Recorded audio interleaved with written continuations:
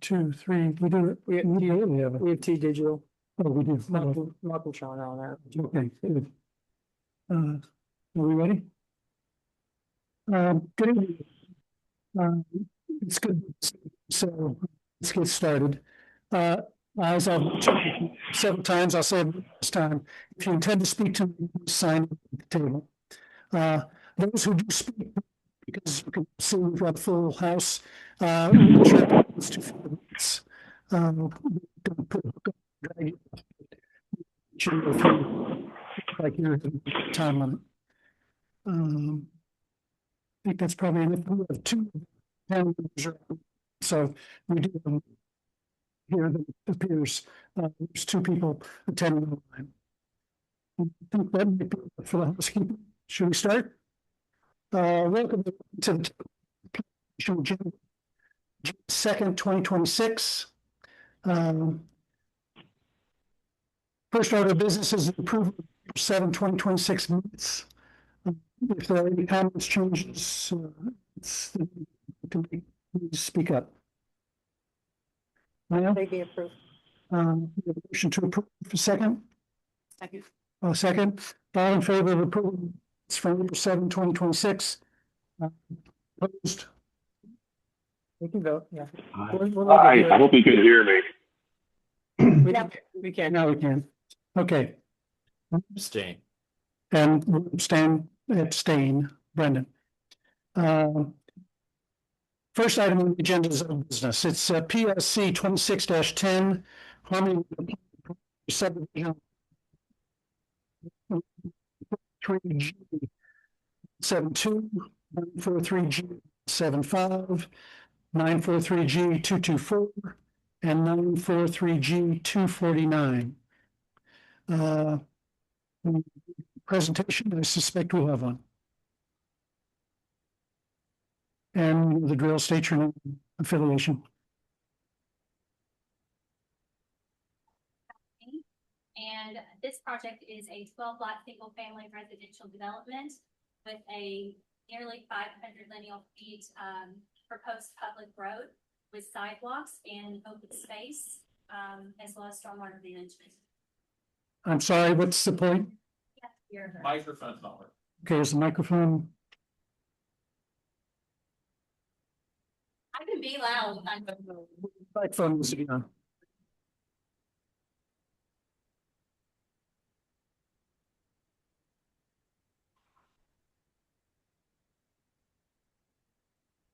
Not an IT, so if I can change it.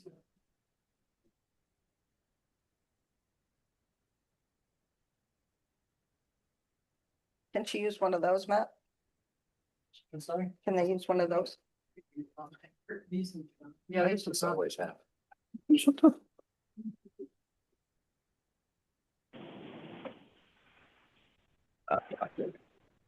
Yeah, we're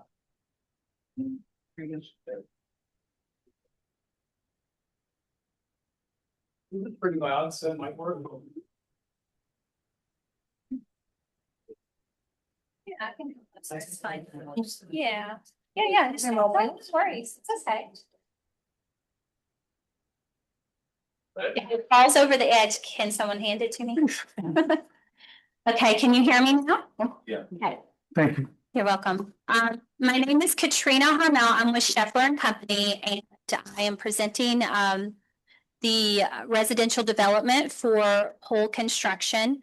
The property is located off of Harmony Drive, and it will be a 500 lineal feet public road with 12 single-family residential lots, stormwater management, open space, criteria, and sidewalks. Okay. I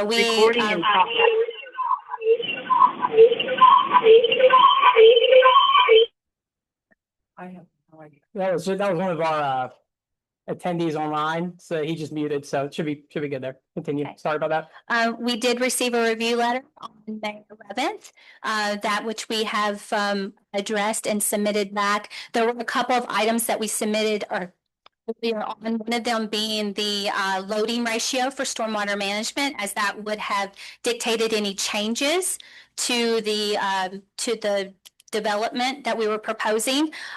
Since that has been accepted, and we did hear back from Kelly a day or two ago. And so therefore, the design is the same as it has been since we submitted in April. We've addressed the comments to just tidy up some stuff and to just answer a few questions here and there. And I mean, I did notice like there's just like a couple little tiny things that still need to be ironed out, like signage, like for stopping, stop signage. And I just wanted to work through the township or work with the town with that as well. So that's we did have two modifications. One was the depth 2.5 from the front setback, right, times the front setback. So we're asking for a modification for that. And for the sidewalks, we had asked for modifications for the sidewalks, and I know that Mr. Ennis, your report actually addressed that in like what the town could consider. We also We can clarify sidewalks on the two private roads, so you're putting sidewalks. on Sorry. Correct? the two private roads, I apologize, yes. The sidewalk will be proposed within the development. Also additionally, there was a 2-to-1 justification, technical justification that needed to be provided, that which we provided 2-to-1 slopes. And we provided that with this last submission as well. Any questions? Start with Kelly. You probably had the most comments. What can you tell us about your review? Sure. So our review letter from May 11th, I would say the main comments that are still outstanding are related to, and they may be addressed in this packet from the 28th. I've not had a chance to do a full review of it yet. But I know we had some questions just on site distance at the exit to, of the neighborhood itself, getting clarification that those were met. In addition to clarification on any existing trees that are proposed to be protected on site, and then clarification in regards to the ordinance requirements for buffer yards around all sides of the site. And then, as Katrina mentioned, we wanted to better understand the intersection control, given, there is right now, there is no stop sign, and we wanted to ensure that anyone who would be leaving this development would be clear on the roads rules that are out there in place right now. So we have the ability to obviously control it with what they're proposing to be developed. And then in addition to that, I will just add on. So we did discuss last meeting the loading ratio of the basins, as Katrina did mention. We did receive and review a report from Moody and Associates that did discuss basically the no impact from the infiltration facilities in regards to groundwater mounding. And our geotech engineer did find that to be an acceptable analysis. So that did address our item of concern last time. I wanted to mention that as well. We do have some stormwater management comments outstanding. With what is remaining, I do not believe that they will majorly change or impact the overall design. Mainly just cleaning up of numbers to make sure things are tracking correctly, as well as I believe we had a comment during the related to some offsite runoff that looked like it was going to be directed into these facilities. That was not considered in the analysis. So does it need to be? That was one of my questions, is the offsite runoff. Correct. Yeah, you do need to anticipate that runoff that from the topography is getting directed into your site. You need to make sure that your facility can have that, or your site can handle it appropriately. And you're satisfied with the information you have, that may not be an issue? Yeah, with how you would analyze that, I don't think it's going to change the overall intent of the stormwater management plan. If anything, it would do some modifications to some sizing or to how the structures within the facilities would operate. So that was, I would say, the one comment outstanding from a sizing perspective that could be there, but I do not think that it's going to change the overall intent of what they're proposing. And the site distance, was it analyzed? What is what does it meet? Does it meet requirements? I did not see anything on the plans that indicated that. I mean, I can tell you that we did update it with the 3.5 per the regulations and per PennDOT. We did update that. We moved the monument out of the sight line. And because we had a proposed monument and there was some vegetation that we had a few trees that was going around the buffer. So we moved those trees out of the way. So that was one of the issues. The other issue is that we had now analyzed at 5 feet, but we should have analyzed at 3.5 feet. So yes, so we adjusted that and that has been updated in the report and shows that the sight line can be met. But obviously you'll need to Yeah, review that. I have not had a chance to look at that Okay. resubmission. Yeah, my current review would be the land development comment 4 related to the site distance and clear site triangles is where we were, but sounds like they did So, take and the steps to the show it. concern that was raised the last time is the site distance from the other three, I won't count the private road section, but the other two public road intersections. That there were existing site distance issues with those. Is there any way to address those from the standpoint of the town looking at those? I thought what was raised was that this property, but there were site problems at that intersection already existing, yes, but not created by this property. They're record that there are issues associated with it. As an anecdote, let me just tell you, I went up there to look at the site. And driving down south towards Ingomar on the private section of Harmony Drive, I had someone turn into Woodside right in front of me without even acknowledging that my car was coming at them. Woodland, whatever. No, I was gonna So it appears that there are some issues with the traffic at those intersections beyond the applicants. yeah. Yeah, and I think one thing that I've just observed from being in the area and the site is there's a number of properties at intersections. In different areas within the town that have growth that's located within or near the right of way. The town has a code that essentially prohibits that growth blocking the site distance. So there's times where the town will have to initiate communications with a property owner regarding the site distance or the objection in the right of way from a tree or a shrub. In that area, it seems like that is part of the issue. And that's not really, Because and that's not really pertinent to what the developer is proposing on their site. It's more of a issue on a public road that's adjacent from this proposed site that is. get to see Yes. what the town can do beyond the developer's responsibility. I also had a question, I'm sorry, are you there? I actually just wanted to address, Kelly, for the stormwater pond itself. The plan is actually to manage that upflow. It wasn't a lot, but there is a little bit coming off site with a vegetated berm. And so we could control that with a vegetated berm like we have in a couple of other places. Okay. So that the pond can stay the same. We want to be able to still, feed that wetland too. So we do have that one area where the water's coming through to continue to feed the wetland. Okay, so just a new stormwater feature that's gonna be installed to Yeah, keep the storm water path through the site similar, but to adjust it so it's not getting into your basin, it's instead feeding the wetland.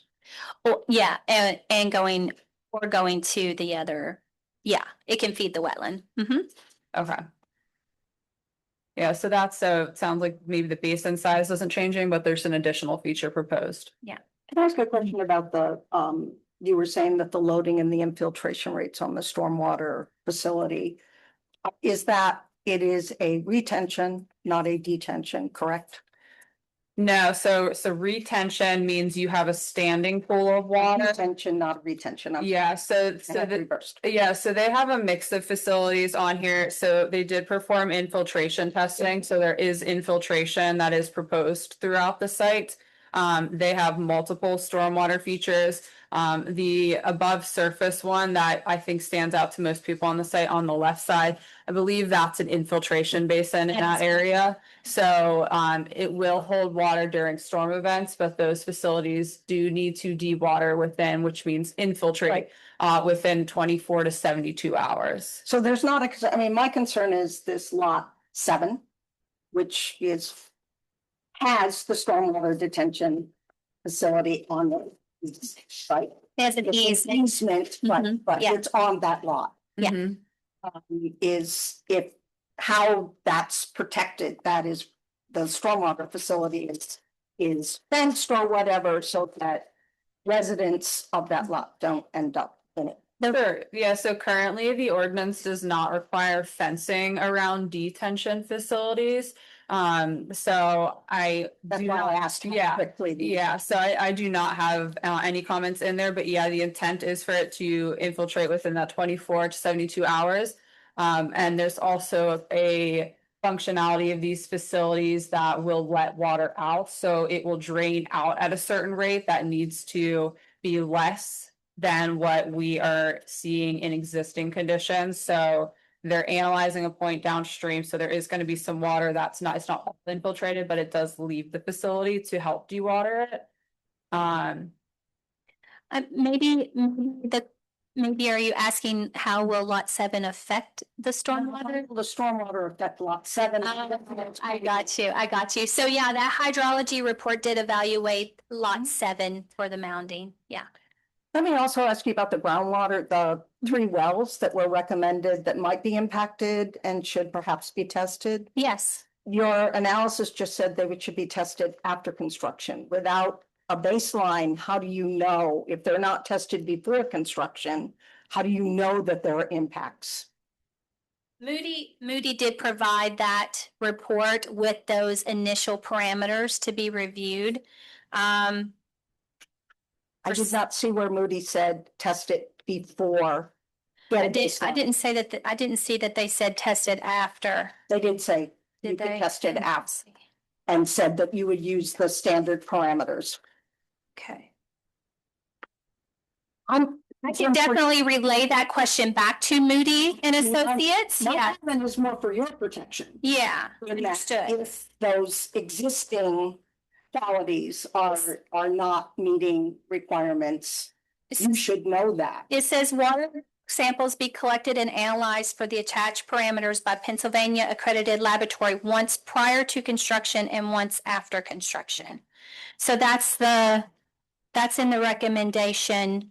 That's the prior to, I read the after. Yeah, sorry. Yeah, it's in there. So that's why I was a little confused. Yes, it's prior to construction and after construction for those parameters.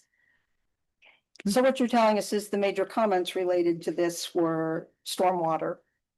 And that you are satisfied with the documentation that you have received, that it has been addressed to the town's satisfaction, to the town's requirements.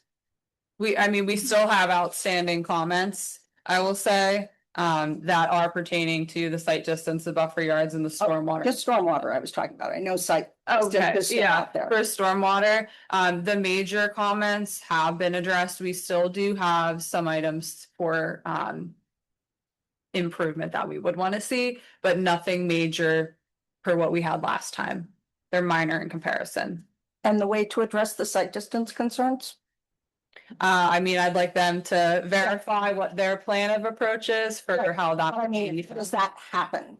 That they verify it before the town council? We make it as a condition? I also think that it's good to point out that this is a preliminary application. Mhm. So they would have to go through preliminary approval and final approval prior to getting the approval for this application. So if they have something that goes to town council and the engineering does not meet the satisfaction of the engineer, and that was something that would be recommended with a, typically how it would be if it were to be recommended would be with a caveat that any engineering comments would be addressed.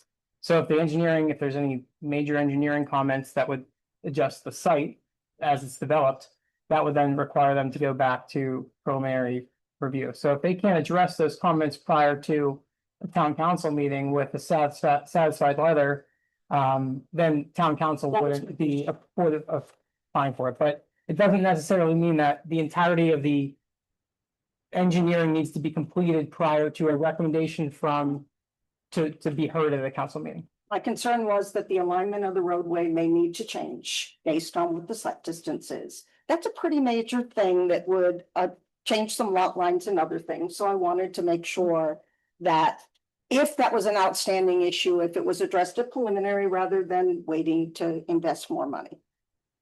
And I guess just to clarify regarding the site distance, can you maybe speak on like how this application adjusted site distance in relation to the weather on the 11th? They adjusted it in the manner that the monument was moved, vegetation was moved out of the way because we had proposed some trees in the buffer, so we had to remove those. And the 3.5 foot distance, and it was able to show the site distance. It's pretty straight on both sides. There's an existing, I guess, I don't want to say road because it's more of a driveway that comes down to that intersection. So at this point, it seems to be meeting that criteria, although I know there are other issues in the And area. just to clarify that, because I just wanted to ensure that like in that adjustment through this submission, that there was no adjustment to the actual site or the lot lines, just the vegetation and engineering. That is correct. Yes. That was my question. Are there any issues with existing grades or anything along there that have to be cut back? No, we did not have to make any adjustments. Anyone else? No, I had a couple of comments that are separate from asking the applicant. Okay, I would have, and perhaps this was my misconception. I thought that the initial meeting. Did I correctly? The existing home was going to be extensively kept. Was that stated? I thought it was stated by Mr. Yeah, Paul. yeah. So we actually met the last time we were here. We had stated that it wasn't going to be demolished, and Right. I think it was just a carryover from the last time. It's not going to be demolished. It will be revitalized in some way. It's just not a part of this plan at the time. Is that considered one of the 12 homes? It is considered one of the 12 homes, so there's 11 new homes. So existing is being refurbished. Yeah, at some point, yes. Okay, and because I've been to the site, it's as you go in the driveway, for lack of a better term, it's on the right-hand side. Yes, Okay, that's correct. because there's a dumpster there. There appears to be some work going on, but it's not being torn down. It's just cleanup. I think there was a lot of junk that was in and around the area. Okay, all right. Thank you for that clarification. Mhm. Any other questions? No, you want to make your comments? At this meeting, there were a number of concerns raised by the public, and I took it upon myself to evaluate some of those. And one of them was that there would be too many vehicles leaving the site. The number that was quoted was 2 vehicles per home leaving the site. And the latest Institute of Traffic Engineers, and Kelly, you can tell me if I'm wrong on this, their estimate is that 0.75 trips per unit would happen in the morning, so less than 1 vehicle per house. And that 0.99 trips would happen at the PM rush, which would be essentially 1 per. So not as many as could be anticipated. The other thing I looked at was there was a concern regarding the school district and being overpowered by the number of students that might be. The latest information I could find online regarding the census is from 2024. And the census says that around the United States, it may be different in the North Allegheny School District, but I can't imagine it's significantly different. There are 0.34 school-age children per single-family detached dwelling on average. Okay, Not 2. And the comment I wanted to make was that I personally have been involved in environmental impact statements for large residential developments. And it has been documented in any number of studies that no single family home has enough taxes, pays enough taxes to qualify or pay for their students in school, any students that might be in school, whether the roadways or anything else. That is why a township needs to have a balanced development of commercial and business development also. Single-family homes, just none existing as well as future, do not pay their way. Well, that makes sense. Yeah. That's why the families that have no children, children have left, whatever, they're still paying in. It takes the whole village, so to speak, to support those costs. You're right. Any other comments? I'd like to just add a comment that was mentioned earlier, regarding the staff report that was submitted, by the town. One of the waiver requests from the applicant was for sidewalk waiver. In the town code under section 1104-230 sidewalks, number 3, there's a number of different options for what waivers can be accepted. After reviewing the site and taking a look at a number of different features and land development items, basically our professional recommendation is the town, and I'm going to read this out loud for the record, was to essentially follow this sidewalk waiver. I'm just going to read that as the town council may waive the installation of sections of sidewalks when adjoining sections of the road do not have sidewalks, and in the opinion of the town planning commission and town engineer, it would be better to install the sidewalks at the same time sidewalks are installed in adjoining sections of the street or roadway. In these cases, payment shall be required to fund the installation of the sidewalks at a future time when other sections of sidewalks along the roadway are installed. Just wanted to note that because the applicant did request a waiver request for that. And this is the option that, under my professional opinion, I felt was the best option. It does state that has to be something that is agreed upon by the planning commission and town engineer. So I just wanted to note that, as I feel like it's something that should be discussed between planning commission. And just for clarification, that's an ongoing obligation, potential obligation. That it's not limited in time, expires after 10 years or anything of that nature. It's ongoing. Ongoing.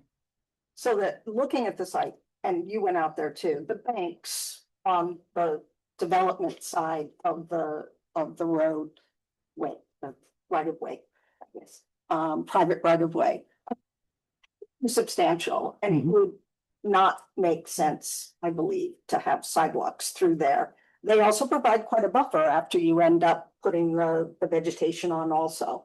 So Yeah, I would agree, from an engineering standpoint, especially since these are private roads from a use standpoint. If those are going to be usable sidewalks for the public, technically, if it was to become a public road, I'm not saying that would happen, but other improvements would need to be made to bring it to current standards from right-of-way perspective. So, I don't think it makes sense to install the sidewalks in these areas. If you would have to make those substantial impacts to the environments and potentially destabilize a hillside that may not need to be destabilized. And as you mentioned, I would agree from a buffering standpoint as well on the left side. I'm hoping, in this revised plan, there's some existing trees that will be saved back there, and we will have, more of a buffer from those adjacent properties on Bellcrest. well, in all fairness, on Bellcrest, there isn't even really any defined area that Correct. you would put a sidewalk in, correct? Yeah, I think that the intent of the ordinance doesn't necessarily match undeveloped Yeah. roads. I mean, that's really just, it's hard to put a developed sidewalk against something that isn't The developed. rationale for. Thank you. Thank you. Other comments, questions, anything from up here before we open it to public comment? I did want to make a note regarding the geotech. There was the request for the 2-to-1 slopes for fill instead of the 3-to-1 slope. So in our latest letter, our geotech engineer did find the reports consistent with the grading ordinance. However, he did note the slope stability analysis for lots 6, 7, and 8 needed to include the surcharge loads from the proposed dwellings. So there is one item outstanding. He did not feel that it would substantially change his opinion that the approach taken was based off of common industry standards that are used. But I did want to make a note of that as well, since that is something that is being requested tonight. And it's just a portion of what the area that's being requested. Correct, and I will say, the one benefit here as well is the major 2-to-1 slope, does surround the existing wetland. So if, there is a 3-to-1 slope that is implied, there's going to be changes to, the developable portion of the lot, and then B, the impacts to the wetland and the surrounding area. That's going to hopefully remain more of a, natural area. Okay. I only have one thing. We did submit a surcharge stability report with In the new submission. It's in the new submission to address that On the for 28th. those specific lots. Yes, that's right. Thank you. Thank you. For the comment. Signed up to speak and now wants to speak, please come forward and state your name. And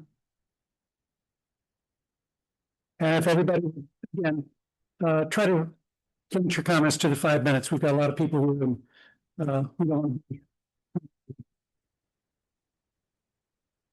Good evening. Oh, I'm off. I think you're on. Good evening, Libby Blackburn. So a couple of things. So they asked for 3 modifications. You've talked about this and how there's trees in the way and so forth.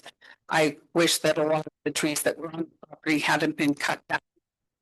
Road recently, we've also considered that house and the ones by it to be part of our neighborhood, and that's where their driveways come out. It's very surprising that they're considering it part of a neighborhood behind their houses where they don't have access to that road on Bellcrest. And that's how they're defining lot sizes, because all of those of the homes and that particular lot has very low density and low density. It has both in those properties, and very low density is all of the ones along Woodland, which our homes mostly have acre lots. And the ones that don't have an acre, the house beside them has over an acre. So it appears as if they have an acre, whereas what he's proposing, they aren't even a third of an acre. They're tiny, tiny lots. So it's not going to conform with the rest of the neighborhood at all. Another thing is I see several areas where it says in quotes, the criteria is not met, is written while you allow for the alternative design. And some of this is in the mounding and so forth. Well, I know what happens with a lot of mounds in Pittsburgh, and a lot of them go away after a lot of storms. So I hope that you're somehow making sure, because I'm picturing all of that water coming right down that road and right down onto Harmony, where there isn't currently any big storm drain. So I assume the town's going to put some of those in, because it's going to cause a flood in that area. The biggest problem that I have, you've talked some about the slope waivers and the sidewalk waivers, is allowing the lot depth to, from the depth to the width ratio, allowing that to change, to me, is outrageous. The reason that you have these different codes is to abide by them. And by allowing these tiny little lots, which we shouldn't be allowing, that's going to cause even more problems. We would like this to look like it's a part of the neighborhood, not something totally different. And it is bringing down our property values by having this. And that's a big problem for all of us. I expect everybody in the neighborhood to go and appeal their taxes after this. I know the house next door put their house up for sale and they haven't been able to sell it. Everybody knows that something is going to happen and the houses aren't going to sell with that.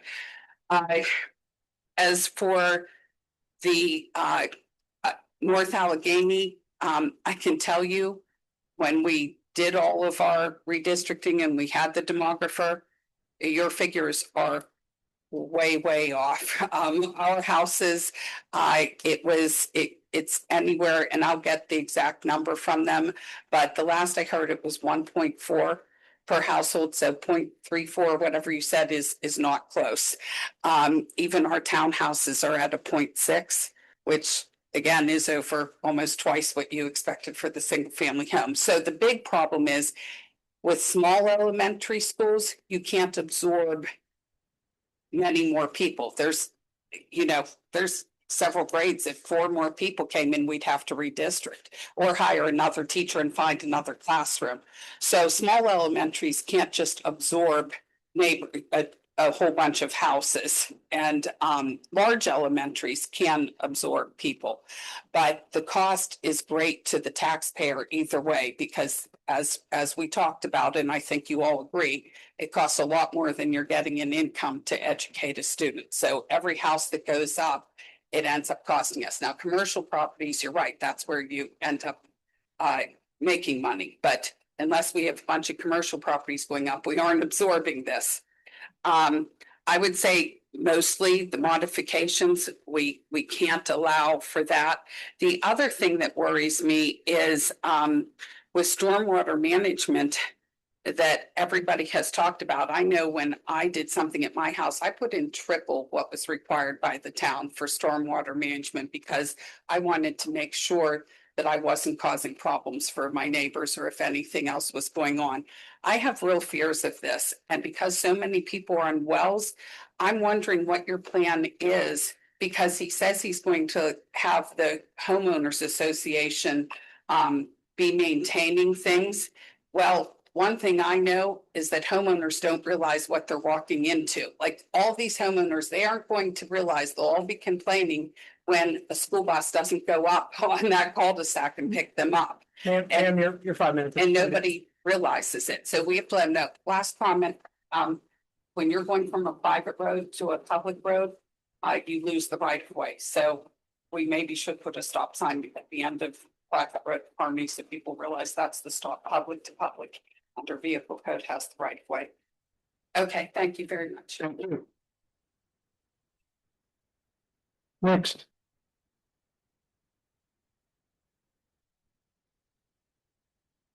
On 925 Bellcrest Road. It's the northern boundary on Bellcrest Place. Closer, I apologize for this arrangement, but Thanks. I'll be very careful not to knock it over because I feel like I will. Thank you. My taxes don't cover it.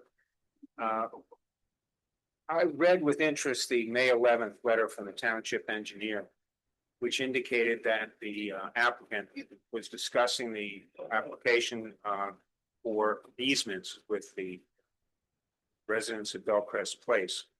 2 different easements were mentioned. One was with the residents for the use of Bellcrest Place by the applicant, and the other one was an easement for the location of the sanitary sewer. I didn't see any further reference to that in the memorandum that council sent to the town on, I think it was on May the 20th. But in that, for the first time, there was a reference to an alleged easement by prescription. Now, you'll forgive me about this. I remember when I went to law school the first year, we spent about 3 months trying to learn about easements. And I remember spending 6 months prior to the bar exam trying to remember all the different kinds of easements in Pennsylvania. They're very complicated. I haven't practiced law for 7 years. I'm probably going to make some misstatements, but the solicitor can correct me if I do. In order to have a prescriptive easement, certain things have to be demonstrated in the first instance. And the allegation that was made that this case of King versus Rock provides a right to an easement is correct insofar as it goes, but it doesn't go far enough. As I understand it, and as I understand Pennsylvania law, there has to be a showing that at one time, the properties involved, in this case, Mr. Cole's properties on the south side of Bellcrest Place, and the various properties on the north side of Bellcrest Place, and my property, all part of one parcel. There has to be a demonstration, according to the Pennsylvania Superior Court, that that commonality existed. And if that commonality existed, then you analyze what flows from that commonality. Forgive me for just a minute. Whether the title to the subject properties were once held in common, whether the applicant was the conveyor or the conveyee of the subject lot, the consideration given at the time, whether the claim is against a simultaneous conveyee, the reciprocal benefits to each party, the manner in which the land was used prior to conveyance, and how the applicant's proposed use fits in with the original use contemplated at the time of the first conveyance. And that's important in this case because substantial changes are going to be made to these two lots by substantial excavation and changing the elevation and the slope in the lots. And in addition, to build a detention pond as opposed to retention pond, I believe. All of that cannot possibly have been contemplated 70 years ago when, if these properties were part of the same parcel, the original conveyance was made. Without a showing about the original conveyance being made from a common grantor, the right to a prescriptive easement by right with a property boundary on a private road doesn't exist in Pennsylvania. They made no claim of an easement by necessity, because the necessity would be abrogated if his plan is accepted as a whole, because he's going to consolidate all the lots in one. He's got access from the Harmony Court area above and also from Harmony Road on the western side. The changes that he wants to make are, in our opinion, possibly detrimental, but we don't know for sure what they are because he hasn't indicated in his memorandum what he intends to use. Is this a construction request to use the road? Is it a request to maintain access to the pond and to the wetlands? What is it? He has to specify that. At this point, I think it's premature to approve without learning whether or not he can claim a right under a prescriptive easement. He's going to have to demonstrate the common ownership at the minimum. My suggestion would be, and I'm not looking to delay things, but my suggestion would be a caveat to the township solicitor to determine whether or not there is the right to a prescriptive easement or not. Without a prescriptive easement, he's going to have to come back and talk to the residents of Bellcrest Place about an easement. And I'm sure we'd be happy to do that, but that has to be done. Thank you. And I just want to read one other comment. Matt was extremely helpful during this process. Extremely forthcoming in providing documentation, answering questions. And I think you've got a really good town director in that regard. Thank you. Thank you. I think, hopefully the solicitors had a new, if you can ultimately plan on addressing that. I'm happy to briefly address that. So myself and Steve both reviewed the memo that was provided from the title company working with the developer and the applicant here. The laws, statutes and whatnot, and we both feel comfortable that he does have the right to access this road. We understand that some individuals might feel differently and might have the right to some kind of private dispute later. The town is satisfied that they've provided adequate evidence that they do have access to Bellcrest Place. Access is for the sanitary sewer, correct? I would like them to verify what their access request would be, if that's okay. There are two accesses. One is a design access road for the pond after it's been constructed. So it will be a maintenance access. And the other one would be a sanitary connection. So there is a manhole at Bellcrest that we would tie into. Thank you.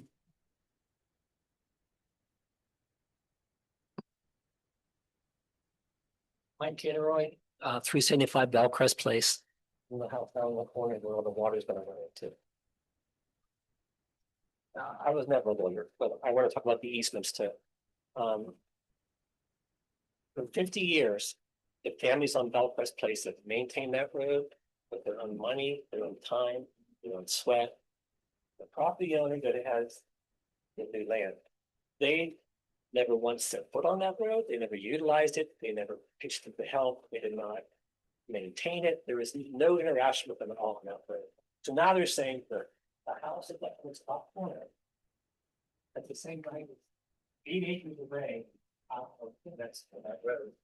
And from what I understand, I read Pennsylvania court looked at the circumstances of the original conveyance, the physical layout of the land, prior use pattern, and what the parties reasonably understood to determine where the easement exists. No recorded instrument defines them, but the few require examination of historical use and conveyance records. For historical use is they've never used it. You know, our argument is established use and fairness. I mean, there's no way that that property should have the same right that we have on that road. That we've maintained. I mean, if road gets a mess, we take care of it. The township doesn't come, no one touches it. So I just disagree with your. Did you look into the idea of the historic usage? And for implied easement? Understood. I mean, I understand that it's not the answer that you guys are looking for. From looking at, we looked at. Information of the historical use. So talk through your maintenance agreement. So this is like a question concern. This from 1958, and we took care of it. My point. It doesn't provide for exclusive use. It doesn't exclude future use by other property owners. The language in that agreement. And that's all that's been provided as evidence that they don't have access, whereas they provided a full title report that shows why they have access. On the fact that one little section of their 8 acres plus that land, they have the same exact rights we have there. And like I said, I think that this is a private dispute, which is business of the town. As far as I'm concerned, they've established, based off the title report, I would be yes. About what I just told you about the historic usage, what do you think of? Is there anything looked at as far as? Again, it's not a question and answer, and I think This is an opportunity for comments to be coming up. This is not a give and take question and answer debate, because I just want to make sure that you're looking into anything on our side. Okay. I township has as well as theirs. I can step into it and just add, so when we get provided information from the developer, that I'm not an attorney. Right. So whenever I get provided information from the developer that says that they have a right of access to this, we give it to our legal counsel that the town hires professionally, that provides a professional service for the town and for the town's residents.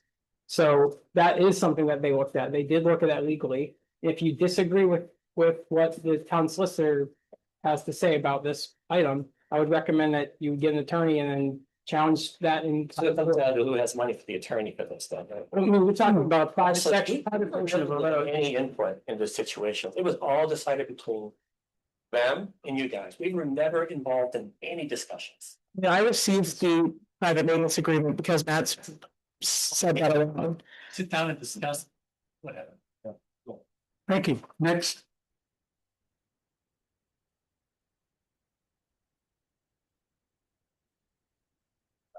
Samuel Canroy, also 375 Bellcrest Place. I just wanted to make sure that mostly hear about the well water. The well is really a big part of living in that house, access to the clean water. It was privacy, but that's not going to be really a factor anymore. And I understand that there's plans for testing before and after construction. I don't understand if after construction it's shown that it is contaminated, I don't understand what we get our well water polluted and they get maybe a fine.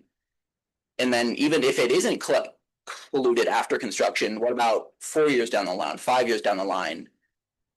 This is our lives. If our well water is contaminated, our houses are uninhabitable and you're not gonna be able to sell that house. And I just want to make sure that there's some level of respect and consideration being shown for the residents that are being affected by this property and not just the property owners who bought the land. I will say one positive. I do appreciate that the sidewalks are being considered to not be there because I do agree that was really ridiculous. But the other thing I heard you mention when you're talking about the detention pond, that there is no requirement for a fence. I would appreciate if there would be a fence considered, just because at the top of the road there are 2 little kids.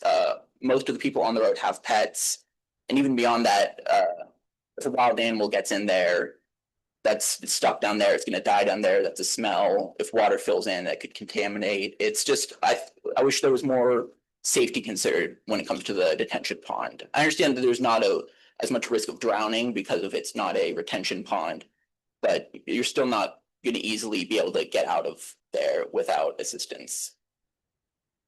It's really, I just in general wish that there was a little more, not from you, you've been all great, but I wish on the side of the developers, I wish there was a little more respect given to the people living around the proposed development, as opposed to just kind of bulldozing through it and just kind of getting away with it, because none of us are going to have the money to hire an attorney to fight this. It's just, I don't know. I just wish that there was a little more respect provided, but again, you all have been great. It's nothing wrong with what you've done. I appreciate that. Thank you. Next, please.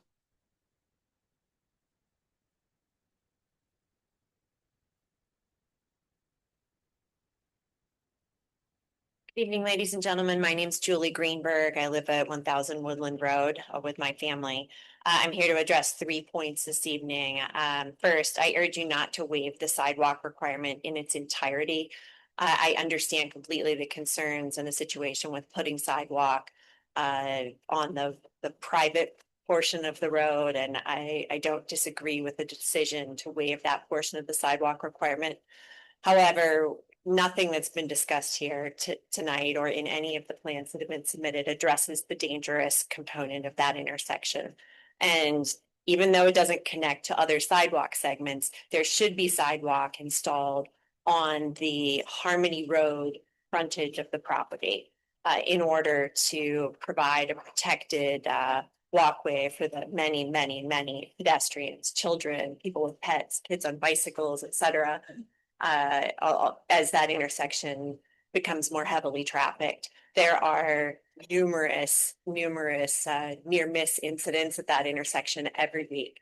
And whether we're talking about 1 car or 25 cars of additional traffic there every day, there will be an increase in the number of near misses that a stop sign is not going to impact. In particular, there was discussion about the visibility limitations. And the visibility limitation at that intersection isn't just one mock orange bush on the corner.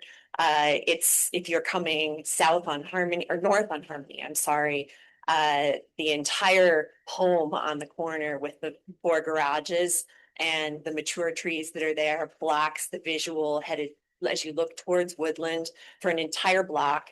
And you have almost an entire block of limited visibility coming the other direction, and we need to protect our pedestrians so that we don't have another incident like occurred at the corner of Harmony and Highland less than 18 months ago, where a woman and her dog were struck and killed.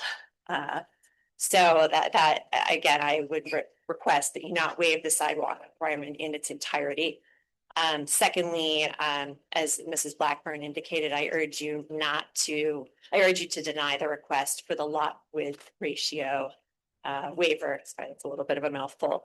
The ratio exists for a number of good reasons, including access for construction and emergency vehicles, so that in order to do construction or address emergency situations, we don't have to intrude on neighboring lots.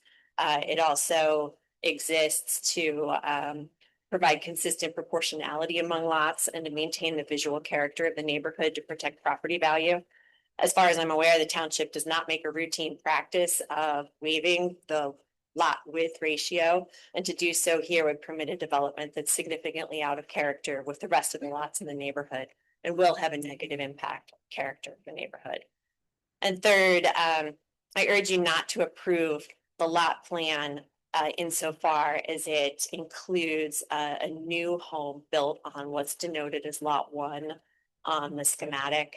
Building on lot 1 is likely to further reduce the visibility coming in and out of the plan and in the intersection, largely because once that a home is put on that property, none of us have any control over what the homeowner will build in terms of or not necessarily build, but install in terms of landscaping, trees, fences, shrubbery, hedges, a trampoline, kids play structure, sport court, all of these things provide a visual, either a visual interruption or a visual distraction that, you know, can make this intersection even more dangerous.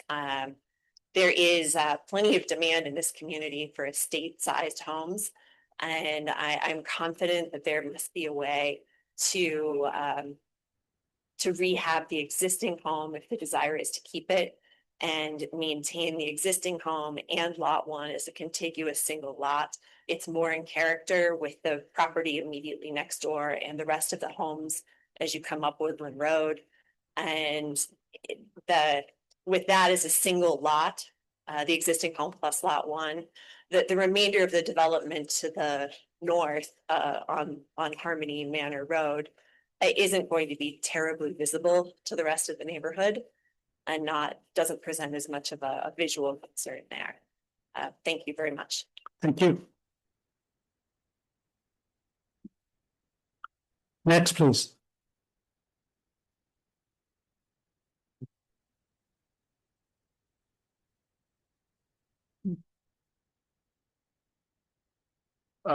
Alexander Petrilli, 9760 McCutcheon Avenue.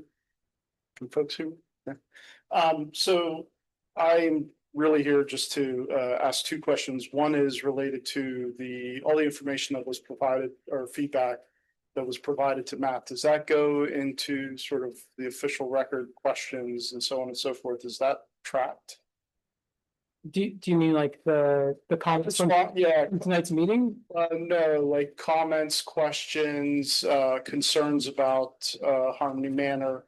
Are those shared broadly with the council? When if we receive any like external emails or questions or anything along those lines, that's what would get submitted to planning commission. Anything that the developer, like items that the developer would submit, the town creates a physical file at the town office that's available during office hours for viewing, and they get provided a physical and digital copy of all the documents. Okay, so my wife has submitted a number of comments to Matt regarding the Harmony Manor. So I just wanted to make sure that was more broadly distributed, because I didn't want to rehash all of that in my 3 minutes and 30 seconds. So for me, I'll leave sort of the legal talk and the civil engineering talk to those that know better than I, because that's not my forte. I will say though that we've been a part of the community for 15 years at this point.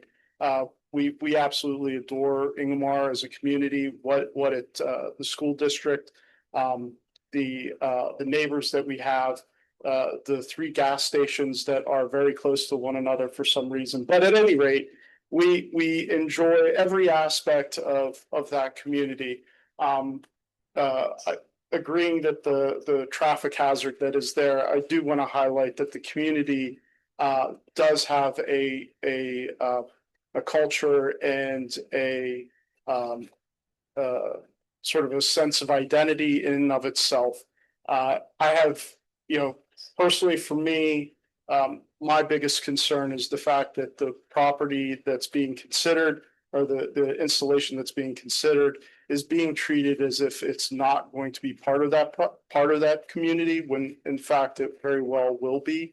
And what I mean by that is that how the houses are being spaced, the properties that they're sitting on, I do not think that is going to fit with the identity that the rest of the community has kind of grown accustomed to. And so that's the only thing that I really want to emphasize, is that even though this is just an 8 acres that we're talking about here, there's the rest of Woodland, which is many more acres than that it's going to be impacted by. And I hope Libby is wrong that it's going to bring down my property value, because that's going to really suck too. So with that, I will turn my time over. I'll give it extra to somebody else that wants to be more long-winded. So thank you. Thank you. Next, please.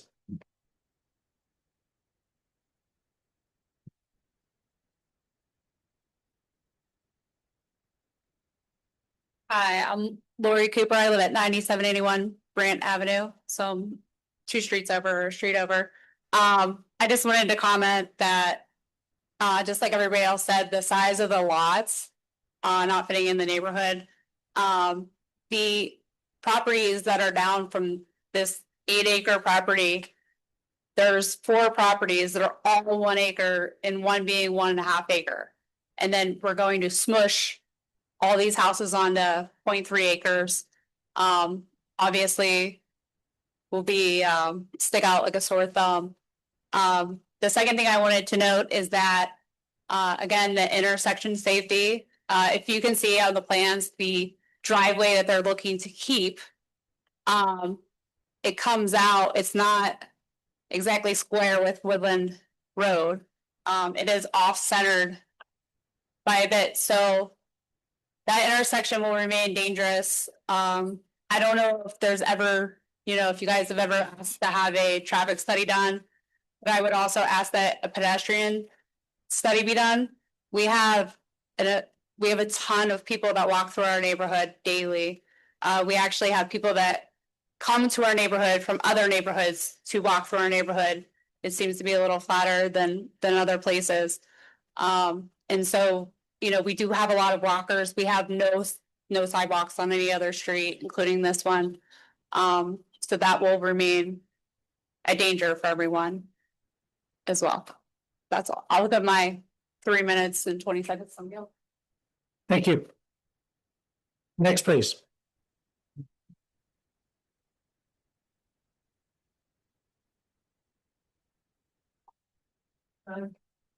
Diane Tully, 9771 Woodland Road North. We've been there for 32 years. My comment is about where this road, how it's accessed. It is a low density zoning and that is how that's developed. But the only access is into a very low density neighborhood.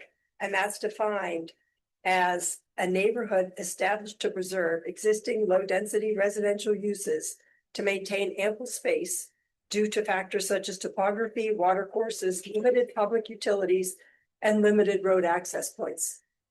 Woodland Road from that area to the other end of Woodland Road is a half a mile long. This is going to be 500 feet long. This does not limit road access to a very low density neighborhood. And I'd like to know what are the management issues of that? How can you preserve our neighborhood as very low density when we're adding 12 homes in 500 feet to this other long stretch? The only ones who are going to be happy about that is the kids on Halloween night who only have to walk, 500 feet to get all the candy instead of a half a mile on the other part of the road. And as far as the traffic, the estimates of 1 to 2 cars per house, that does not include FedEx, Amazon, all those other third-party delivery services that are on our roads all the time. My daughter-in-law, who had a young child, a stroller, made a motion to a food delivery driver to slow down because he was flying up that part of Woodland Road, which has the blind spots on it. She made a motion and came back from the delivery, got out of his car and threatened her to the point where she had to go into a neighbor's driveway, that if she reported him or took a picture, he knew where she lived and would come after her. This is what we're dealing with. It's not just those 12 houses, it's everything else that comes with those 12 houses. So I would just like some consideration as to how we're going to protect limited road access for the very low density neighborhood. Thank you. Thank you. Next, please.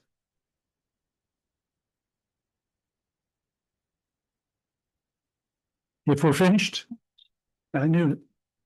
I knew you were going to come, but I didn't know everything. Ellen Wright, 9635 Old Coomer Road. My first comment, I heard what the residents were saying, like it seems like the legal is supporting the developer and not the residents who live in the neighborhood. We seem to have 2 attorneys here tonight. Do we have 2 attorneys here? Correct. So maybe one could take the side of the developer. That's not going to happen. Interesting suggestion, but that's not going to happen. Because since the town is paying, for 2 attorneys, maybe they could support. My other comment is about the chapter 105. And I understand there has been a chapter 105 applied for, however, that there's no federal permit authorized. There's no federal authorization for this project related to the chapter 105. And I might get the initials mixed up, but is there an NSEDS permit approved? for this project? NPDES? Yeah, how do you, what would it be? NPDES? NPDES, yes. Actually referred to as NIPDs. It's how is it usually referred to as? NIPDs. NIPTs, okay. So is there a permit for this project related to the water? So those would be my concerns because there is a wetland in this project. And I haven't heard anybody talking about the preservation of the wetland tonight. Thank you. Thank you. Any other comments? Yes. Whoops. Ron Mason, I live on Gracetail Lane. This is a private road with 4 houses on it. My question is this gonna be a private road? Or is it gonna, no, it's not. So it would be, if approved, would be then completed and dedicated to the I town. was just gonna say, if there's gonna be a private road, it's gonna be a big mess because 4 people can't get along. I don't know how 14 people get along. Private roads can be difficult. That is very true. Thank you. Yes, sir.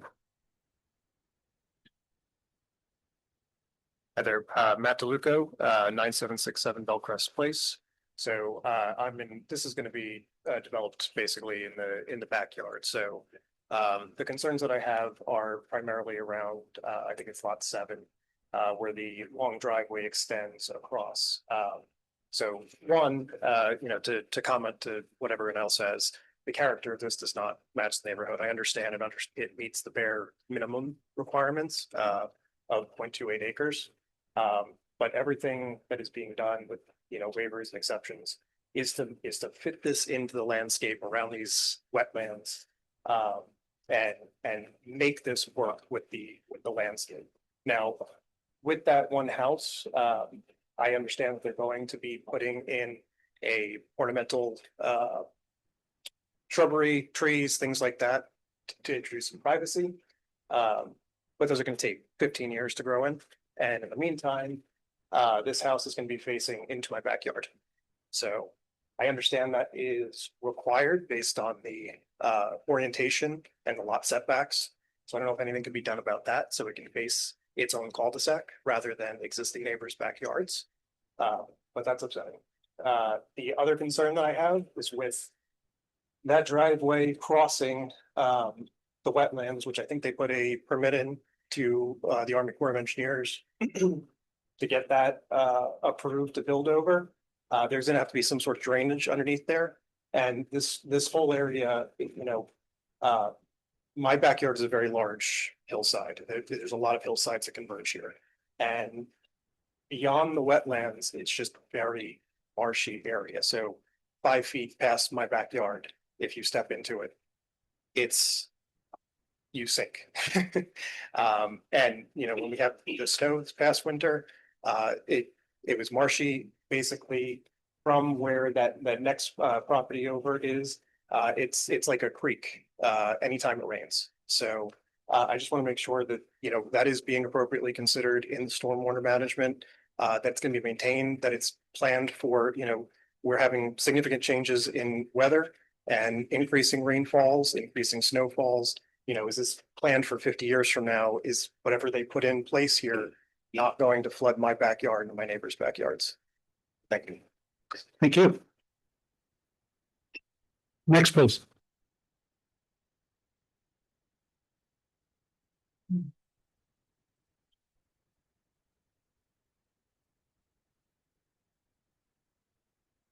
Hi there. Hi, I'm Eddie Antos. I live at 9790 East Road, right along Woodland.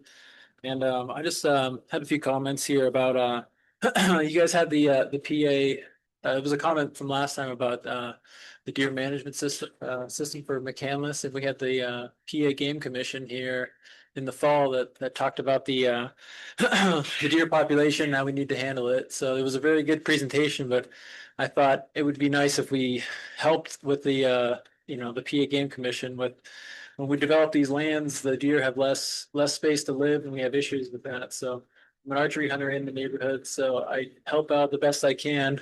So but I just feel like it's an opportunity to think about that, as well as the waiver for the sidewalks. The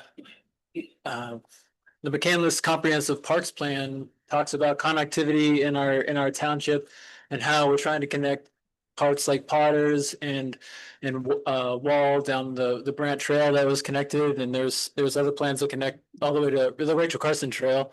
So if you waive that sidewalk, I mean, there could be something that they could do.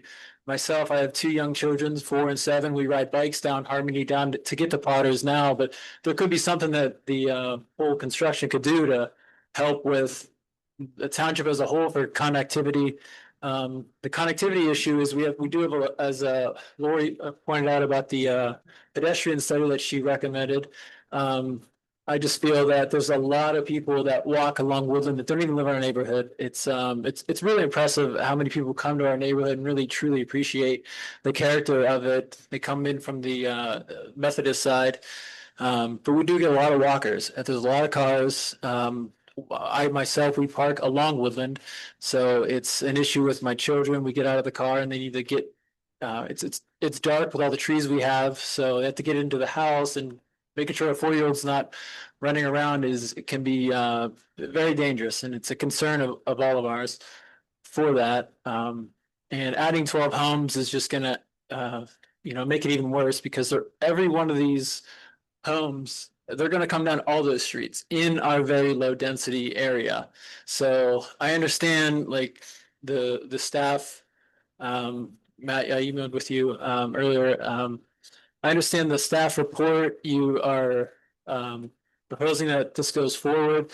I quantitatively understand that that they're meeting everything for the low density issues, but I think qualitatively, as like a committee here, that you could hear us and what we said over the past couple meetings here and tonight, that it's just not, it doesn't match the character of our neighborhood at all. And when you in the plan on the first page, it asks north, south, east, west, low density, and you point out that it's a low density property adjacent, low, very low. So if you're asking for that, it's an edge concern here when you're on the property. We're on that Harmony line, so Mr. Pohl, he said they're going to build very nice homes and attach it to our neighborhood. But when you, out of the 120 properties that are on the Woodland side there's only, out of 120, I looked that up, there's like 4 properties that have less than 4 acres. He's adding 5. And we don't have any that are under 3, and he's adding 2. So that is, you can just look at it. A first grader from the Ingermar Elementary could see that it doesn't match with the rest of. We have one here tonight too. I'm sure she could see it and answer. So let's see. That's pretty much it. I just want to just point out that Pohl Construction, they're a business, they're not an individual. And I understand property rights and I respect that, but I think they need to be held to a higher standard than a residential person here. He's not planning to live there. I don't think. He didn't state that. But I would just ask you, please hold them to a higher standard for the potential impacts to our neighborhood that we absolutely love. And one other thing I wanted to ask, just for the record, is where will the access to all the construction vehicles go? Since this talk about access to Bellcrest Place, are they going to come there with the construction vehicles, or is it all going to come from Harmony? Harmony and Woodland. If we can get that answer, appreciate it. Thank you. Thank you. Any other comments?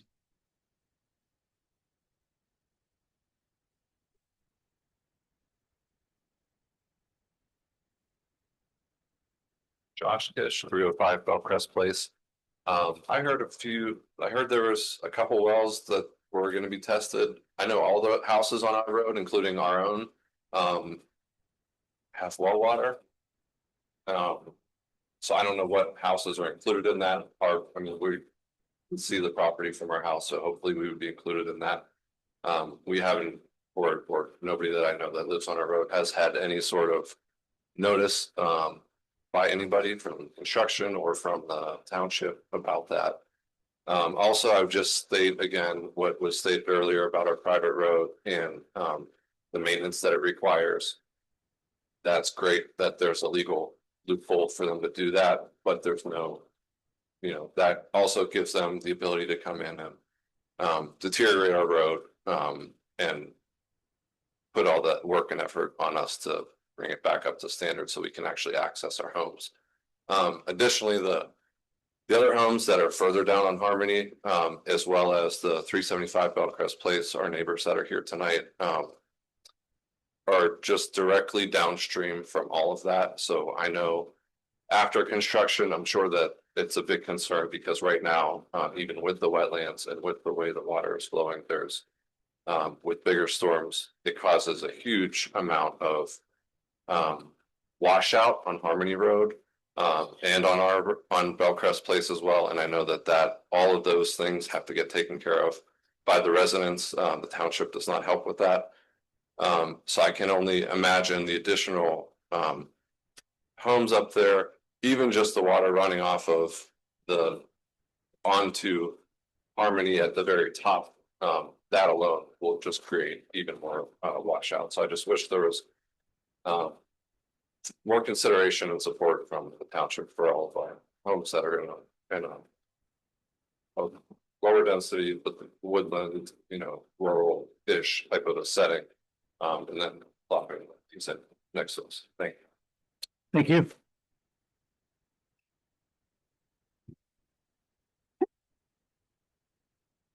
Yes, sir. Hi, my name is Brian Snyder. I actually live in Eco3 Marion, which is not directly connected to the neighborhood. But sorry to interrupt you. I think you bumped there. If you put 3 fingers on that black box to your. It's okay, I'm too tall. So I live on Marymount Drive, which is the neighborhood over 9203. I'm one of the walkers that comes over and invades them a lot.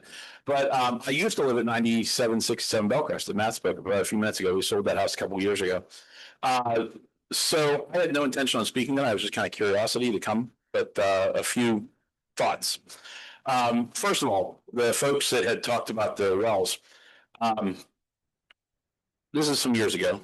Rolls House Road, which is over by Zima Pharmacy. Someone built one house. It's an existing road, and they accidentally pierced the water table, and the well just dried up. My in-laws lived on that road. There was no water in those houses for years. Water buffaloes, start the laundry at 6 a.m. You get a load done by like 1. So maybe there's just some, again, this is high elevation. These houses are a little further. So maybe it's not a apples to apples example, but maybe something added in there that would satisfy that as a what if. My second comment is about the existing house that is going to stay and get remodeled. I'm not sure the significance of it being remodeled and staying versus getting a new build or not, but maybe clarification on how much of an extension, because I know you can get a building permit and basically rip it down as long as you're keeping one wall or keeping a footer or whatever. You can kind of still call it a remodel. Questioning that house, the way it looks and what a new build would look like, it's kind of going to be a little different than the neighborhood look. So maybe that would help some clarity there. And finally, again, I looked at this a little bit before we came, but I do see the lot lines and the plot lines. It does look a lot like Bellcrest Place, Bellcrest Road, Ridge Road, Classic, all those that are over by IES. Instead of Woodland, like I said, we walk it every day. My wife and I actually were looking to buy something back in Woodland or Grant or fill in the blank roads. It just doesn't fit the vibe. Maybe a little bit bigger land. Yes, a couple extra houses. I get it. The property owner does have the rights to develop it. I don't necessarily have a dog in the fight either way with where I live, but it just doesn't match. in my opinion. So that would be that. And then finally, from the school perspective, I do have 3 kids that went through Ingomar Elementary School. 2 of them have moved on to the middle. One's still in 3rd grade, to be 4th. But in that school building, you had 1 kid in 1 example. That's the difference of a new teacher. That's the difference of needing another kindergarten classroom. It's happened. We went from 2 teachers to 1 because 1 kid less the next year. Same with 3rd grade. There's currently 2 3rd grade classrooms in there. One's retiring, of course, we're going to replace that 1. If 12 new houses came in and there's 2 kids in a grade, that could be another classroom. That could be another teacher. That could be another benefits. That could be filling in more substitute teachers. All that stuff adds up. And as Libby knows more than anyone in this room, the budget of the school district is not just flush with cash. So 12 houses, yeah, it's not a ton. There's some divisions with a lot more houses than that. But is that the best use of potentially Ingomar Elementary School K through 5? There's only about 450 or so kids in that building. You add 10 to 12, 1 per house, probably more depending on the size of the house. That does make a substantial difference to one little building. If it was over by McKnight Elementary, if they just added a whole wing to, maybe not as big of a deal. So, thank you. Thank you. Anyone else?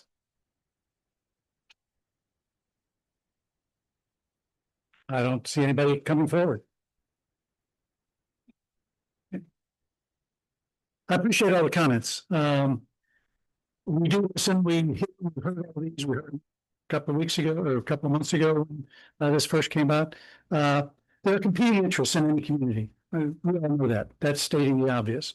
And everybody's interest has value and everybody's interest has to be heard. But no interest overrides any other. And part of what we're trying to do is to, in keeping with the rules and the codes that we have to live by and abide by, is trying to balance those interests. We are an advisory group. The decisions then are sent over to the town council, and the town council makes a final decision. So any decision that we make is not final; it's advisory, and it's a recommendation. So, Yeah, can I ask that put up the zoning map? sure.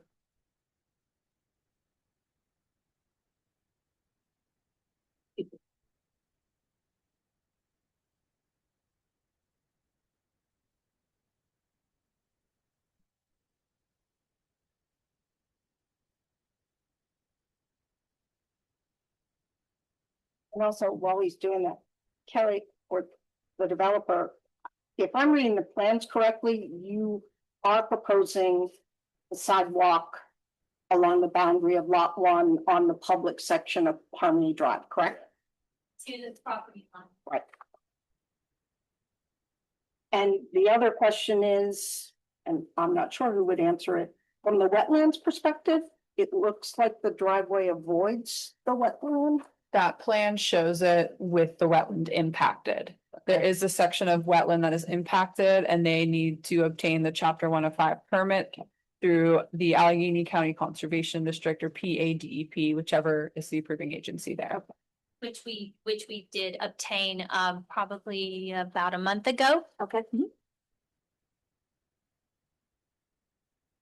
you pull it up now? Oh, yeah. Please. Or the whole thing or the office? No, this, Yeah. Just raise, there you go. somebody. So we are in this circle right here. This is where, I mean, it goes right up the red line. Okay, And one side of Harmony is low density, the other side is very low density. The development is in the low density, not the very low density, which is what Woodland is in, and that neighborhood. okay.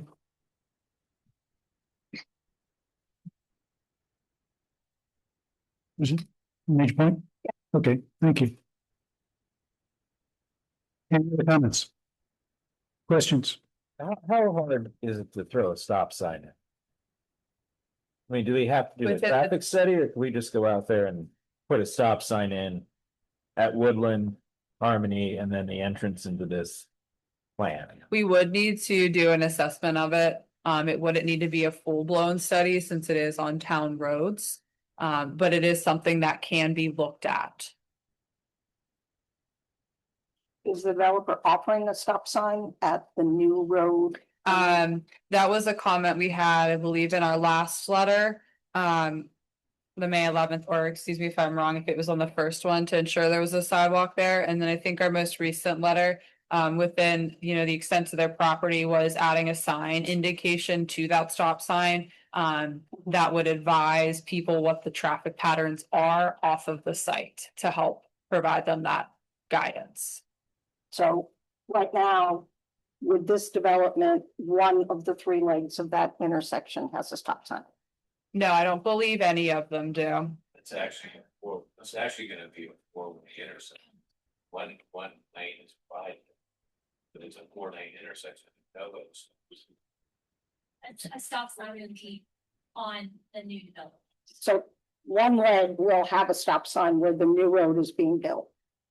Coming out of the development. So to evaluate, they can only evaluate the other two public legs, is my understanding. That would be mine as well. But it can, I mean, I would certainly recommend it.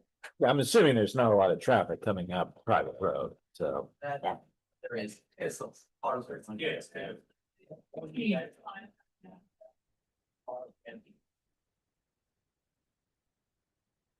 But it's still out of our control.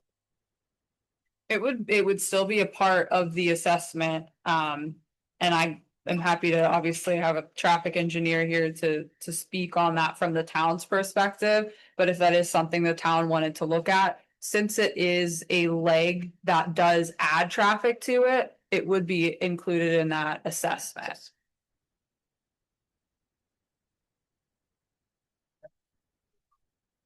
I asked if you're gonna comment just to come up so we could get it for the record and everyone in the room can hear you. It matter that private road goes to a public park. You know, it doesn't matter. I also want to apologize, guys. I'm sorry. I didn't let you, I didn't yell at you. I'm sorry. That's okay. You don't treat me different. I get very passionate. I'm a lawyer. I'm used to being all that. You know. Thank you all. No, you can come up and comment. Just state your name and your address, please. Thank you. Nicole Jeffers on 9818 Brand Avenue Extension. The Harmony private road coming from Pops Park absolutely gets traffic. And if the township is considering redoing that park, there's going to be more traffic. So I just wanted to comment that there absolutely is traffic coming up that private road. Thank you. That's not the only, sorry to say, I've never been to Potter Park, but that's not the only way to get into Potter Park. It's the other way. I don't know. I know who knows. Yeah, that is. The only park is on the gravel road. Yes. Yeah, I will say You can too. walk from properties, but with a car, that's the only entrance I know. Yeah, I will say that access to Potter Park, I will say, is a separate item that needs to be considered outside of this meeting. I would agree. Yeah. I would agree.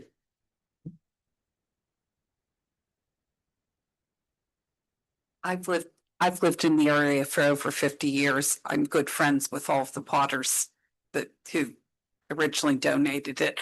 I can tell you the only access to it, unless you're walking through somebody's yard, is to drive either on the private section of Harmony from Pine Creek or the private section of Harmony from Harmony Road. Those are the only ways to get to it. Thank you. So that is it. Any other comments? I think we're ready for a vote. No other comments? I'm going once, going twice, last time. One more comment on. Yes. So the Moody report identified the three wells that should be tested to see if there was any impact. I did not see any recommendations in that report as to what would happen if they were. Were there recommendations? You could come up, please. Did it say that somewhere? That's what I'm trying to find. Yeah. So Moody provided a plan for testing before and after, but yes, the developer would then come up with a plan to Yeah, I could rectify add too that in that. like the town through any development would be involved through inspections and through those items and would require that the developer at the end provide that there has been that report, that there's been no issues, and if there were issues that they were rectified and Just want to get it yeah, that would be it. And you said there's 3 wells to be tested? What he said. Yes, they're down gradient. They would be They're on, yeah, I don't, I mean, they're down gradient of. okay, but yeah. are there more downgradient and other than those 3? How do you come up with those So 3? it's a hydrogeologist, so they matched it up with what the impacts would be for the development as far as like how far we're excavating down, how that would affect the groundwater, and then what properties down gradient would be affected due to those kind of activities. it's down gradient from a water table perspective. Yes, not that is Yeah, correct. Yeah. Yes, But based on their professional opinion, they chose 3. they assessed that there were 3. Okay. Thank you. So when you say you're going to decide on this, do you decide on parts of it or everything? Because like the 3 variances, So was one variance I was really not. Just so before the planning commission decides if or what the decision will be. The way that the process works and under the municipality's planning code and the town code is that an applicant for an item would apply to the town. If they submit requests, the town would, review those through this discussion. This is a preliminary application, so this would be this is the advisory review by the planning commission.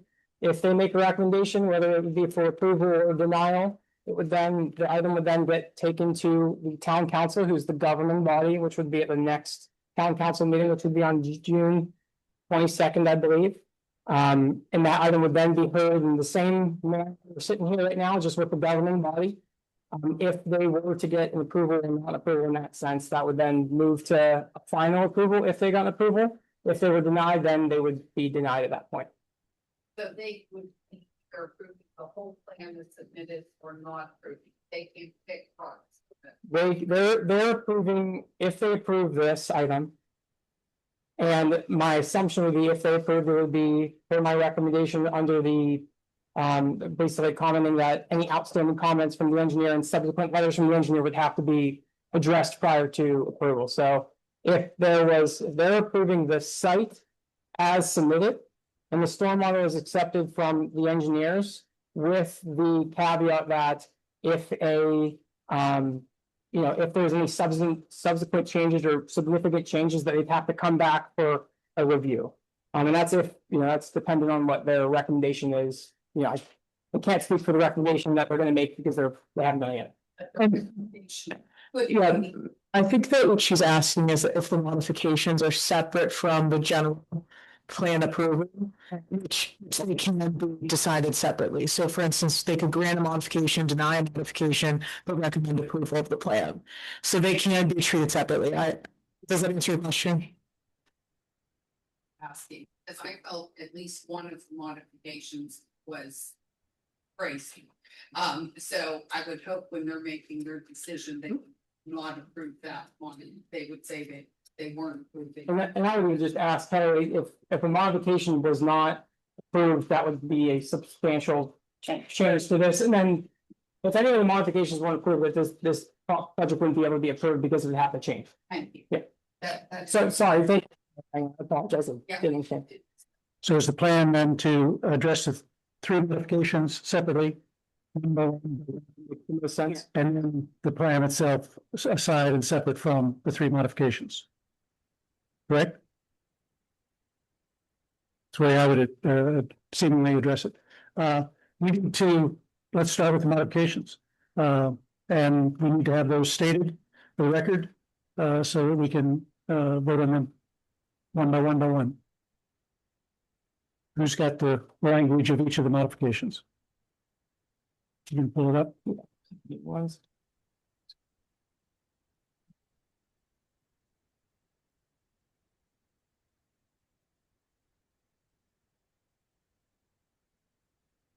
Do you want to stay or you want to? No, go ahead. All right. The first modification that was requested was to section 1104.130 B2. The depth of a lot for a single family detached dwelling unit should not exceed 2.5 times its width at the front setback line. Can I just ask a question? All the lots meet the minimum lot width requirements at the front setback line. It is only this ratio of depth What's to width? So from the standpoint of emergency vehicles and whatever, they have the same amount of space along the roadway. Correct. The minimum. Frontage? Correct. Frontage.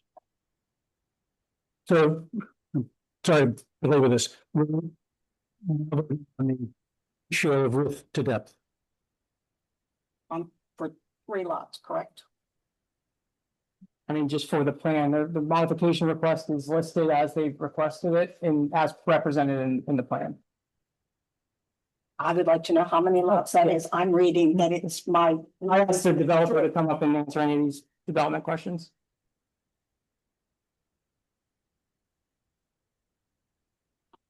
I do not have that answer. In my letter, I have lots 3, 7, and 8 are the 3 that do not adhere to that. So it's not all 12, it's 3. That's just what I was trying to, yeah. Okay. 3, 7, and 8. Okay. All right. Can I have a motion? Application for this very modification on lots 3, 7, and 8. Can I have a motion to that effect? So moved. So moved. Second? We have a second. All in favor of that modification? Say aye. Aye. Opposed? Opposed. This is Mark. Thank you, Mark. Sean? Opposed. 2 opposed. 1, 2, 3, 4, and approved. Second modification. The second modification is section 1104.230A2.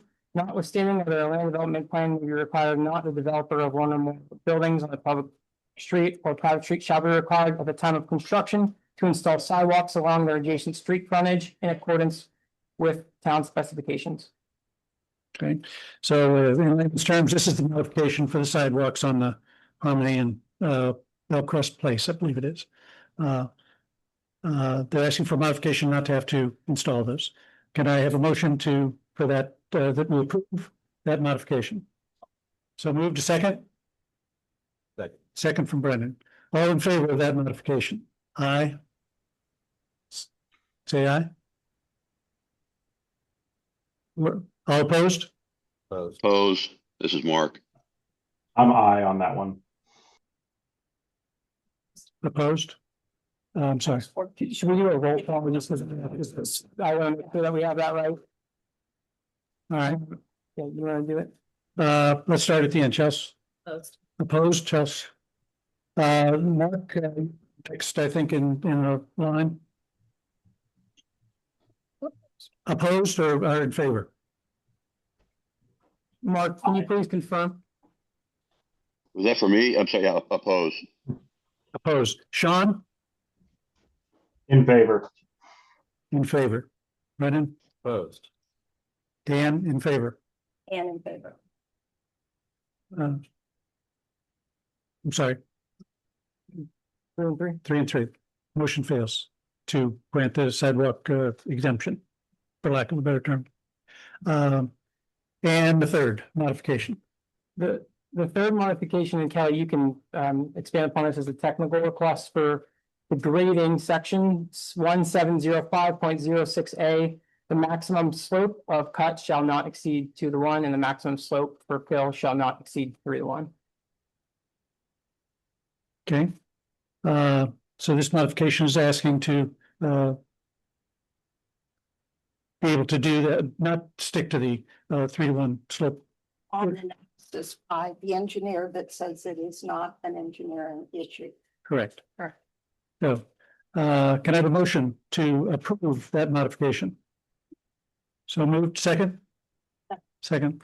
All, let's vote on that motion. All in favor of that motion? Aye. Aye.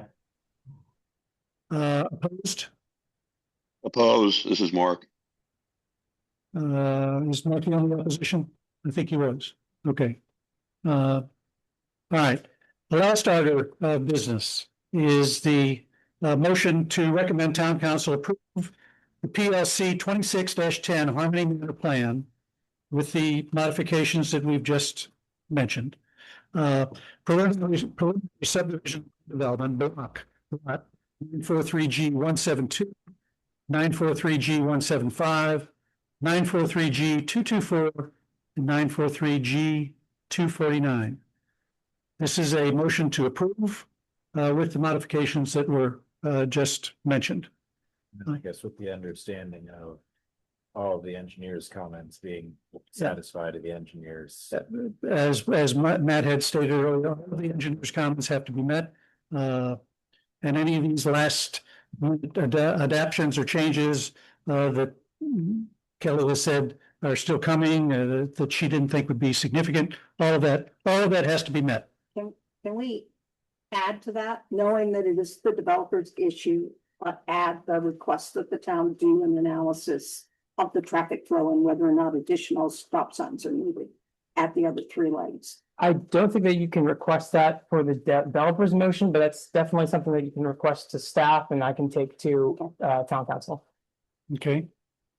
So, all in favor of adopting, motion to recommend town council Harmony Plan preliminary subdivision and land development.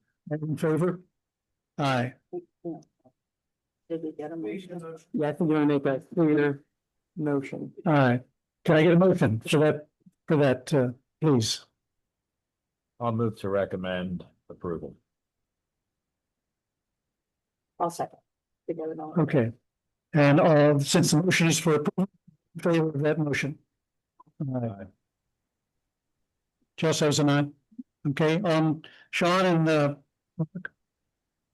Opposed. that was Sean? Yes, that's Sean. And Mark opposes also. Okay, so we have 1, 2, 3, 4 approval and 2 opposition.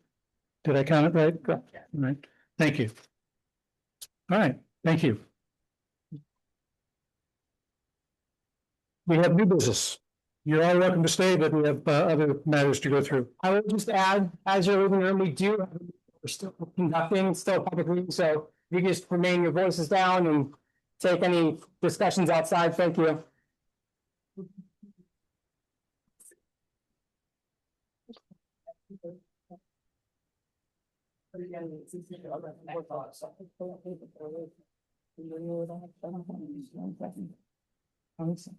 Oh, I thought your staff report for the Senate law. I'll wait just a second till we clear the room.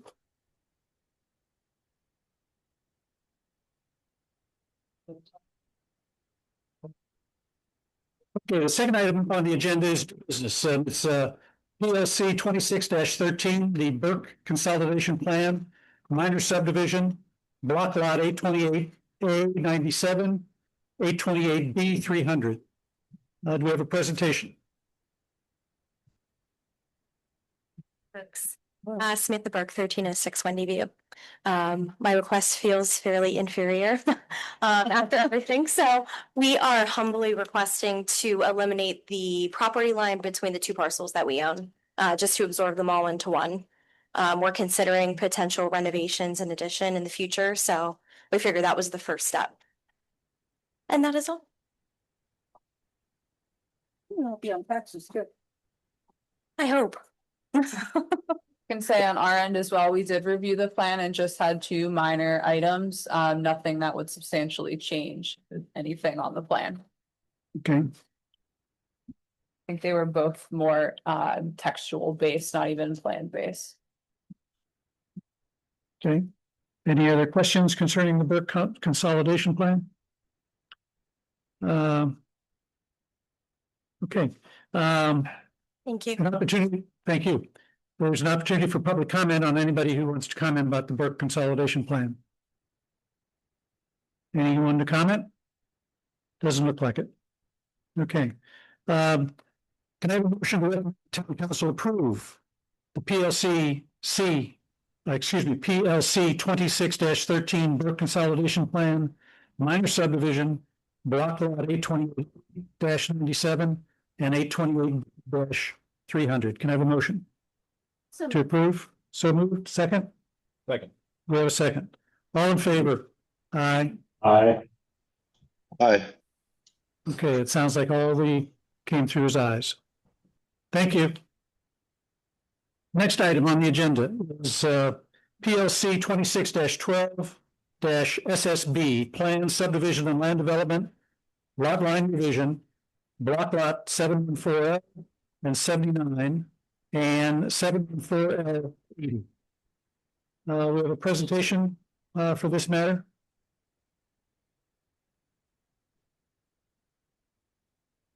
Good afternoon, James Wilkinson, 8 Allegheny Center. I work for Tate Engineering. We're representing SSB Bank. To describe the project shortly, they're acquiring 0.181 acres from their neighbor. We received a second review letter, and we have a draft addressing all those comments with exception to the storm sewer that you made aware to us. We sent the crew today to locate that. They couldn't find the outlet for it. So going forward, I don't know if you would be okay with us using the mapping that you provided. Well, I would say it's more of a indication standpoint if that's not survey grade RGIS mapping. Okay. So I would say no, probably on that, just so it's not on the recorded plan. That was just more for an indication of, so there was an outlet that we had identified just on our GIS mapping and an old plan that showed a PennDOT sewer. There's an inlet in the road that had a pipe pointed towards the property, and it looks like where the outlet was potentially shown, it was right in that property swap area where they would be acquiring it. So we just wanted to make them aware that we did identify that in case that is something that they wanted to notify the owners of. However, they didn't find any encumbrances that stated there was a clear right of way from PennDOT through this property. So I did want to just put that out there. So that is the one item that we do have on there, more of as just like a notification recommendation, not a plan requirement, just something that we had identified on our end. Okay. So at this point, you're only acquiring the land and wanting to make the lot one. If you propose any development, you would come back. Correct. Yeah.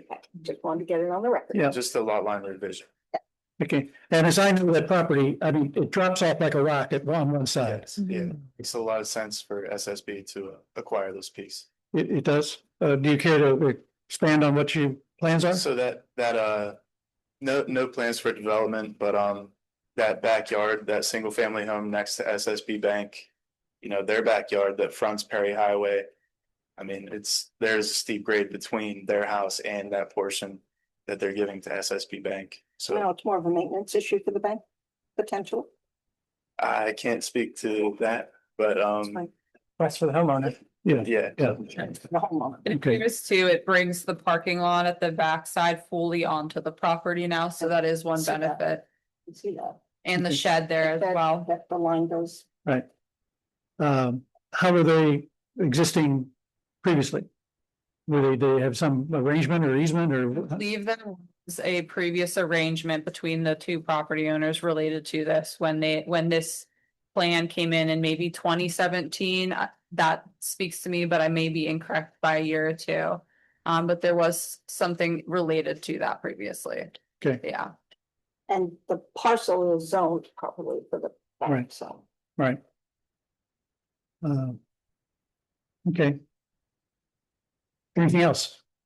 That's it. Okay, thank you. Any public comment concerning this acquisition or this consolidation? Sorry. No comments? All right. So I'll need a motion to recommend the town council approve PLC 26-12 SSB Plan Subdivision and Land Development, Lot Line Division, 7/4/79 and 7/4/80. Can I have such a motion? We have a motion. Do we have a second? Second. We have a second. All in favor of approving that motion? Aye. Okay, it sounds like everybody's in favor, including the two on phone. Thank you. Yep. That's it. Next item on the agenda, PLC 26-14, Wright Hyundai dealership. Combined preliminary and final land and development block plot 1206N218. Such presentation. Yes, sir. Mr. Chairman, before we begin, Oh. I'm going to recuse. Okay, yes, Ready? we are. Okay. Good evening. My name is Jamie Harshman with Harshman CE Group with the civil engineers for this project. I'll give you a brief introduction, kind of an overview of what's happening here. We are under the common understanding that a tabling action tonight would be appropriate. Matt and Kelly and I've been working together. We have the engineer's comments. There's a lot of them, if I'm being honest, and all of them are housekeeping and very easy to address in nature. Got some others, just so you know. And if we got some others, that may change what I just said. However, we didn't want to miss tonight's meeting, to at least give you an introduction to the project. Obviously, take any questions the planning commission has and make sure we're looking at everything that we need to go over. So I'll take a few minutes, just walk you through the project. We do have representatives of the owner here tonight, as well as the general contractor who will be building the site. If so, if there's any other questions outside of my purview, I'll be glad to answer them. So as you see on your screens, are you able to see the screens? There you go, right there. Fantastic. Let me know when you switch to, I got that. All right, good. If you want to go ahead and flip to the first drawing, which will be the existing conditions plan. So if you're familiar with the property, there's been a couple things here over the years. Most recently was an automotive dealership on the site. There's several tiers of parking lot. The building had been demolished. There's a mound of dirt that was placed in the back of the property. So that's kind of how it sits right now. If you'll flip to the next sheet. Walk through these and I'll make the comments might need to work here. You got the second page? Yep. Oh, is this one? The next one. No, he wants to that one. Here we go. Okay, so this is a good one to look at. Because of the color scheme on here, you can see what's going on. The white area in the middle will be the proposed Hyundai dealership. The front portion is basically the main showroom area, the offices. The back perpendicular portion is a two-story garage area where service and maintenance and those sort of activities going to occur. Talk through the parking scenario. We'll try to keep the building tight to the front. As you know, there were several variances that came through on this property a while ago. One of them allowed for parking in the front, the other established the front setback, and my laser doesn't work on your screens. However, the front of our building is generally in line with the other buildings that's going across here. So you've got customer parking in the front, you've got some vehicle inventory display spaces in the front, and as you head down towards the back, the grades drop to a lower level. There's a lot of spaces back here. So this is vehicle storage, vehicle inventory. The spaces directly behind the garage would be for, again, cars that are in for maintenance and that sort of thing. There's an existing stormwater pond on the property. We're keeping it at the same location. We're making it a little bit bigger to handle stormwater impacts, and I'll talk about that a little bit more on subsequent sheets. Because of the difficult terrain of the property, and it really is difficult terrain. It's up and down and all over the place. We've got a couple retaining walls. Now, they've been designed in compliance with your ordinance requirements. They are no higher than 10 feet. They're set back as required. We have a geotechnical design of those walls, but you can see them as the heavy dashed lines, just to understand what those heavy dashed lines are. The site is configured such that emergency vehicles can circulate the site, as well as customer or employee vehicles can circulate the site. I'll talk a little bit about the entrances while we're looking at the screen. Right now, there's two curb cuts. There are two entrances onto the property. Our understanding is PennDOT actually built those entrances whenever they did the sidewalk project just a few years ago. We are only going to retain one of those entrances. So the entrance you see would be to the north on the drawing, would be the primary entrance. As that's depicted on our plan, it matches that exact entrance that's there right now. We will be submitting to PennDOT just to reaffirm the HOP for that driveway. The other one will be closed off. The sidewalk will be matched and prepared to PennDOT standards. Again, that'll be a negotiation with the department to get that permit in hand. Before I move on to some of the more detailed drawings, do you have any questions about the general layout of the site? You mentioned the retaining walls in the back, so there's going to be required fill to a large degree to level out that backside? Yeah, well, we get to another plan and show the grading plan. I can Okay. talk about the slopes. I have a couple questions about the layout. There isn't what I would call a sidewalk there now. There's a macadam. So your intent is to install a sidewalk to PennDOT standards and the town standards? Well, at the street. Yeah. When you say there isn't a sidewalk, there is a sidewalk that PennDOT built. We'll call it whatever we call it. However, the only portions we intend to reconstruct are whatever PennDOT requires us to reconstruct. We know that will The be. town has I mean, Go ahead. I did not see any definition between the parking lot and the sidewalk. Right It was now, there basically is a not. macadam. That is true. Right now, there is Alright, not. so my We'll question- see when we're done. That was Can my you question. zoom in on that on the front of the drawing here a little bit? You'll see the green space between what will be our parking lot, which is, yes, different than it is now. Right now, the pavement comes right out to the sidewalk, and I see your point. So the sidewalk is constructed somewhere on the other side of that green space? I didn't see an indication on the Zoom in plan of forward. sidewalk. I can zoom in further. There's a detail for a sidewalk, but I didn't see where it's located. Let's see how this drawing shows it for us. So if you can see the gray. On there, there's a light gray, there's a red line that says LOD, which would be limit of disturbance. There's a gray area and you can see the D line call out in that gray area. That would be the area of the existing sidewalk. If the hatching on the drawing I'm showing is correct, and I think it is. So then there is a planting strip then that happens between that sidewalk and that row of parking. So hopefully that will give us the definition that we're looking for. In looking at your parking Yes. breakdown, it says you're proposing 90. And I'm sorry, I counted them up. I could only get 61 that weren't storage. I believe Kelly made a similar question that we need to check the parking table. Uh, That's part of what we'll be doing. Yes. And then my other question is, and maybe this comes in later, 265 storage spaces? They wanted 300, couldn't fit them. I mean, how many vehicles, and this is a question for the owner perhaps, what is their volume of sales? There's, and I'm speaking a little bit out of what I know a lot of, there are requirements of the franchise. So in order for Hyundai to allow them to fly the flag here at this location, the dealership has to provide a certain capacity. The target was 300. We can't fit 300. So in those cases, the owner has to go back to the franchise and they go back and forth and do a little horse trade and try to figure things out. I don't know if that was Hyundai's requirement 300 or if that's what the owner told us, hey, get 300 on here, but we got 265. He said, oh, gee whiz, close enough. So that's why we have so many. Is it possible to get something from Hyundai that says you actually need that? My concern is there's an awful lot of extra pavement that perhaps doesn't need to be built on this site. Well, Given the car dealerships, the other car dealerships in the area, and the fact that last two cars I got, I had to wait for them to come in on a boat because they aren't on the lot and they don't have the room on the lot.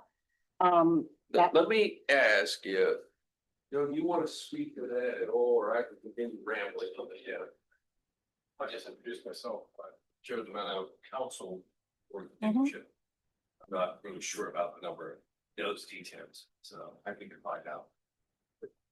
but from an operational standpoint, where Kenny Wright told me, let's just say they didn't have over 200 spaces here, they can't flip the dealership.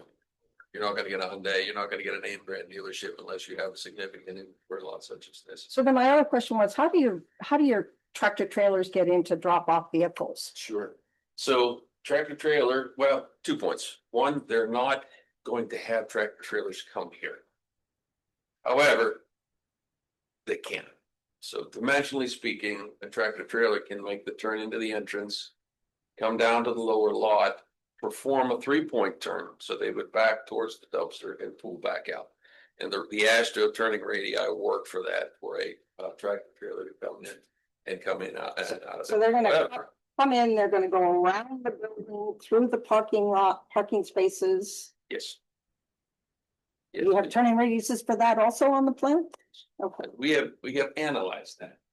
I didn't give that to you because I don't want you to think the expectation is for tractor trailers to come here. It's not. They've got another location where they offload cars and then they just drive them to this location. However, as Kenny and I were talking, I said, Kenny, what if you do someday? I said, here, you see, it can be done. So that's how that design happened. But as it is right now, it's not a design vehicle for the site. It's not a operational anticipation according to the owner's direction to us. This other location isn't the middle of McKnight or Perry Highway in the turning lane, like happens up at Barrow. Yeah. It is not. It's the concern. I don't know where it is, but I know it's not that. They will not offload cars at the street. No way, no how. Correct. Okay, thank you. Let's flip to the next sheet, man. So here's your grading plan. Also on this grading plan, there's some stormwater lines you can see underneath. However, the contour lines are indicated on here. Similar to what you've seen from previous applications, we had a thorough geotechnical evaluation done on the site to justify a 2-to-1 fill slope. So we'll be asking for a modification of the 2-to-1 fill slope. The slopes are, say, I almost made a qualifying statement. They're not super high, but they really aren't. They're only about 10 to 15 feet. So where you see the fill slope at the low end of the parking storage lot, and where we've got the kind of the angle, the turning area that comes up around the building, that's about 10 or 15 feet in height of fill slope. Here on this plan, we can see the enlargement of the stormwater pond. So right now, it's just if you've ever seen it, it's just a wet pond over the hill. It's all overgrown. It's in a bit of disrepair. So we'll be rehabbing that pond at an existing location, expanding it to provide a 4-bay, which will help us meet some of the performance criteria of the stormwater management ordinances and the NPDES permit requirements. So questions on the grading plan, because I know you were asking me a little bit about that. Good, let's flip to the next plan. That looks like, okay, I'll talk about sanitary sewer. The previous one, there is existing public sewer to the property. We did confirm capacity with the authority. I think I've still got to get you documentation on that, Kelly, but we have had communication with them. Next page. Here's our landscaping plan. So again, the subject of discussion tonight will be the buffers. We are going to be asking for, we have asked for a waiver of the width requirement of the buffer at 2 locations. And I'll talk a little bit about that in a minute. However, you can see on here, we've laid out all the required number of trees and shrubs, et cetera, based on the buffer planting criteria. We'll be working with, one of the points I want to clarify with your engineer is filtering buffer versus screening buffer. They're all 15 feet in width. However, the planting schedule may change slightly. However, while we're talking about the buffer, I'll point out 2 areas that we critically, and I use that word emphatically, critically need to know if we can have this modification, and that would be where the property narrows and comes out towards Perry Highway. You'll see a dense row of shrubbery planted on the south side, and there's a bump out of parking on the north side with another dense row of shrubbery that's planted there. 15 foot's the requirement. We're asking for 8 feet to be allowed on one side and 7 feet to be allowed on the other. That's the substance of the modification request. Matt, will you flip all the way back to the second sheet of this drawing? It says the existing conditions plan. If it helps you, I just want to talk a little bit about the existing conditions versus proposed. If you zoom in on that area, let me grab my notes on this. So right now, the existing pavement, again, I agree with you. We don't like it the way it is right now. It comes right up to the sidewalk. There's not a lot of definition, but the existing pavement to the north is about 4.5 feet. We'll be increasing that to 7 feet if you give us the modification. So there will be an improvement. That area plus that area will be planted with screening shrubbery and such. To the south, now if you look at the other side. So in that area, the existing pavement is about 6.7 feet away from the property line. We're going to be increasing that to 8. So again, we'll be improving the existing situation. We can't meet the 15 feet. That's the substance of the waiver request on the buffers. The rest of the entire perimeter of the property will be able to provide compliance for the 15-foot buffers. Let's see where we left off, Matt. We were looking at the landscaping plan. Well, let's go to the next page.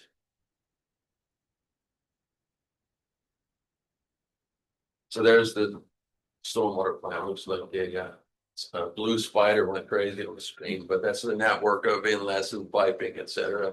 There is an underground chamber system that you'll see kind of at the upward end of the storage lot that will provide the infiltration that we need to handle volume removal. Pond itself handles rate control. The forebay helps us provide a little extra volume removal that we need. There's the headwaters of an existing stream that begin at the current outfall of the existing pond.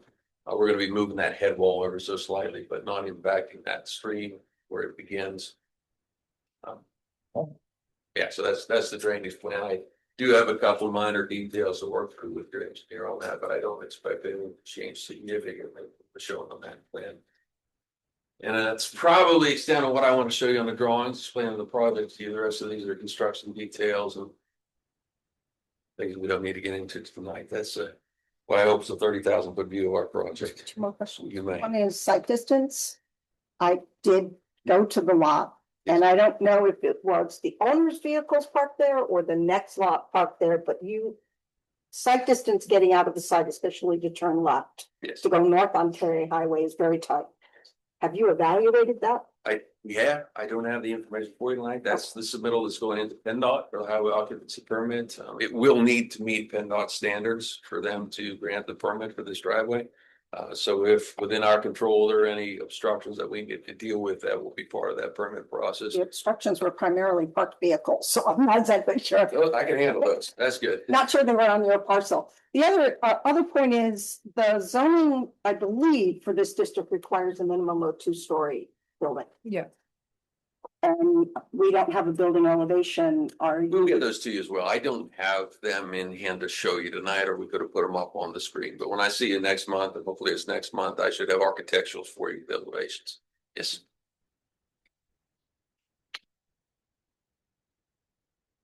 The part of the reason you can't comply with the 15 foot on the buffer, it just makes that driveway section too tight. Is that? That's exactly right. Yeah, there's the things that we're wrestling with are, Matt, if you want to zoom in on that portion of the site plan, that would be great.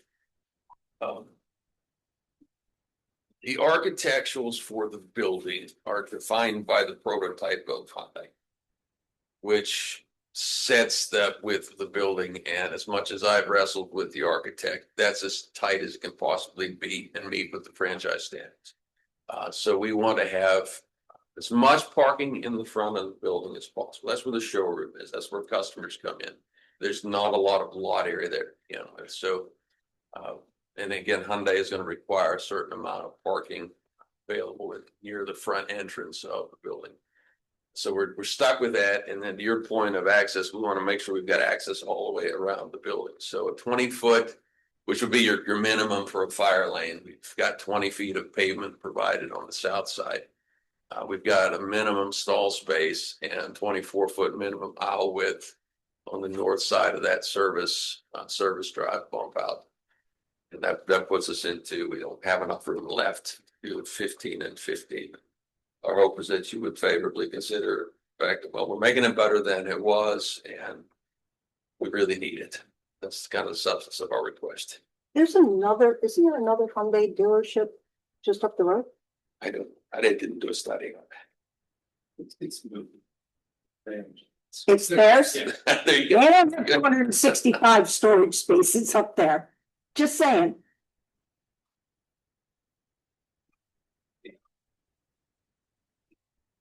Been through it. Thank you. There was we've done several dealerships over the years. This is an interesting, just point of fact. Pre-COVID, dealerships needed a lot of income. And when we had COVID, that's my point. Nobody was going to the dealerships anymore. That has flipped 180 all around again, and everybody wants the inventory on site. So we're back to where we were pre-COVID as far as what dealerships and franchises require, which is as many storage spaces as you have on site. And it makes, I'll admit, it makes it difficult for me as the engineer as well, because that's stormwater I have to manage, that's a bigger pond, that's. But again, More impervious surface. that's what we do, and that's why we do the science behind it. So the stormwater management plan for this property will reduce the rate, you know, these things will reduce the rate, it'll reduce the volume, it'll. While the numbers and principles improve the water quality of the watershed, and so I suppose you could say the larger the impact, the more improvement we can make. I say that a little bit tongue in cheek, and still look at it now it's paved. So it will be better, that's. I think I'd like to add too, just in terms of the context of the outdoor storage, is that they did, for the record, get a variance approval for the sizing of what that outdoor storage lot could be. So, you know, the typical zoning for this site wouldn't permit the sizing of outdoor storage for any lot that would be this size, and so they had to essentially go through the variance approval. And so this does meet what was approved in terms of the sizing from the VHB. Just wanted to know that for We're the talking about record. the sizing of the actual parking spaces is what the. No, I understand that. I'm just asking, that's what I thought the variance was for. They were allowed to get smaller parking spaces. It was for the size of the outdoor storage total. Okay. The square footage The of. square footage of allowed to be up to 80,000 square feet rather than what is permitted is 10,000. So they received a 70,000 square foot variance approval. That's appreciate it. Okay, big variance. Any other comments?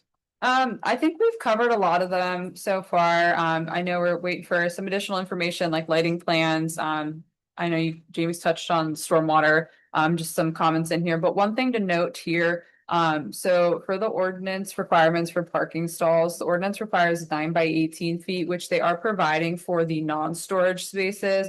I did just want to note that these vehicle storage spaces are proposed at an 8 foot by 16 foot stall. So just one thing we did want to identify, just given kind of how the ordinance is laid out, and wanted to just call that to your attention.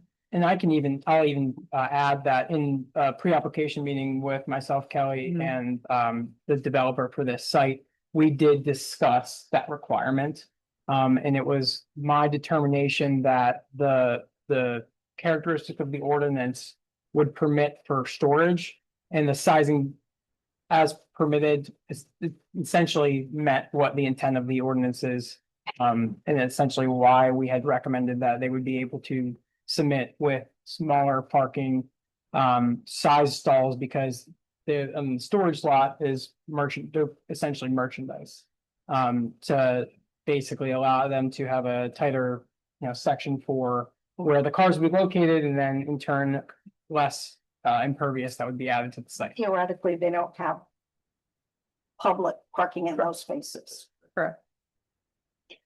Out on Perry Highway, are there turning lanes at this location? Okay, I drove it. okay. Which will not be used for offloading. No, I'm with that. They're not. Turning lane for getting in and out, obviously. But it's not that far from where everything comes in, which is a Right. kind of a bottleneck and I a. understand. Yep, I agree with you. That's a tight area.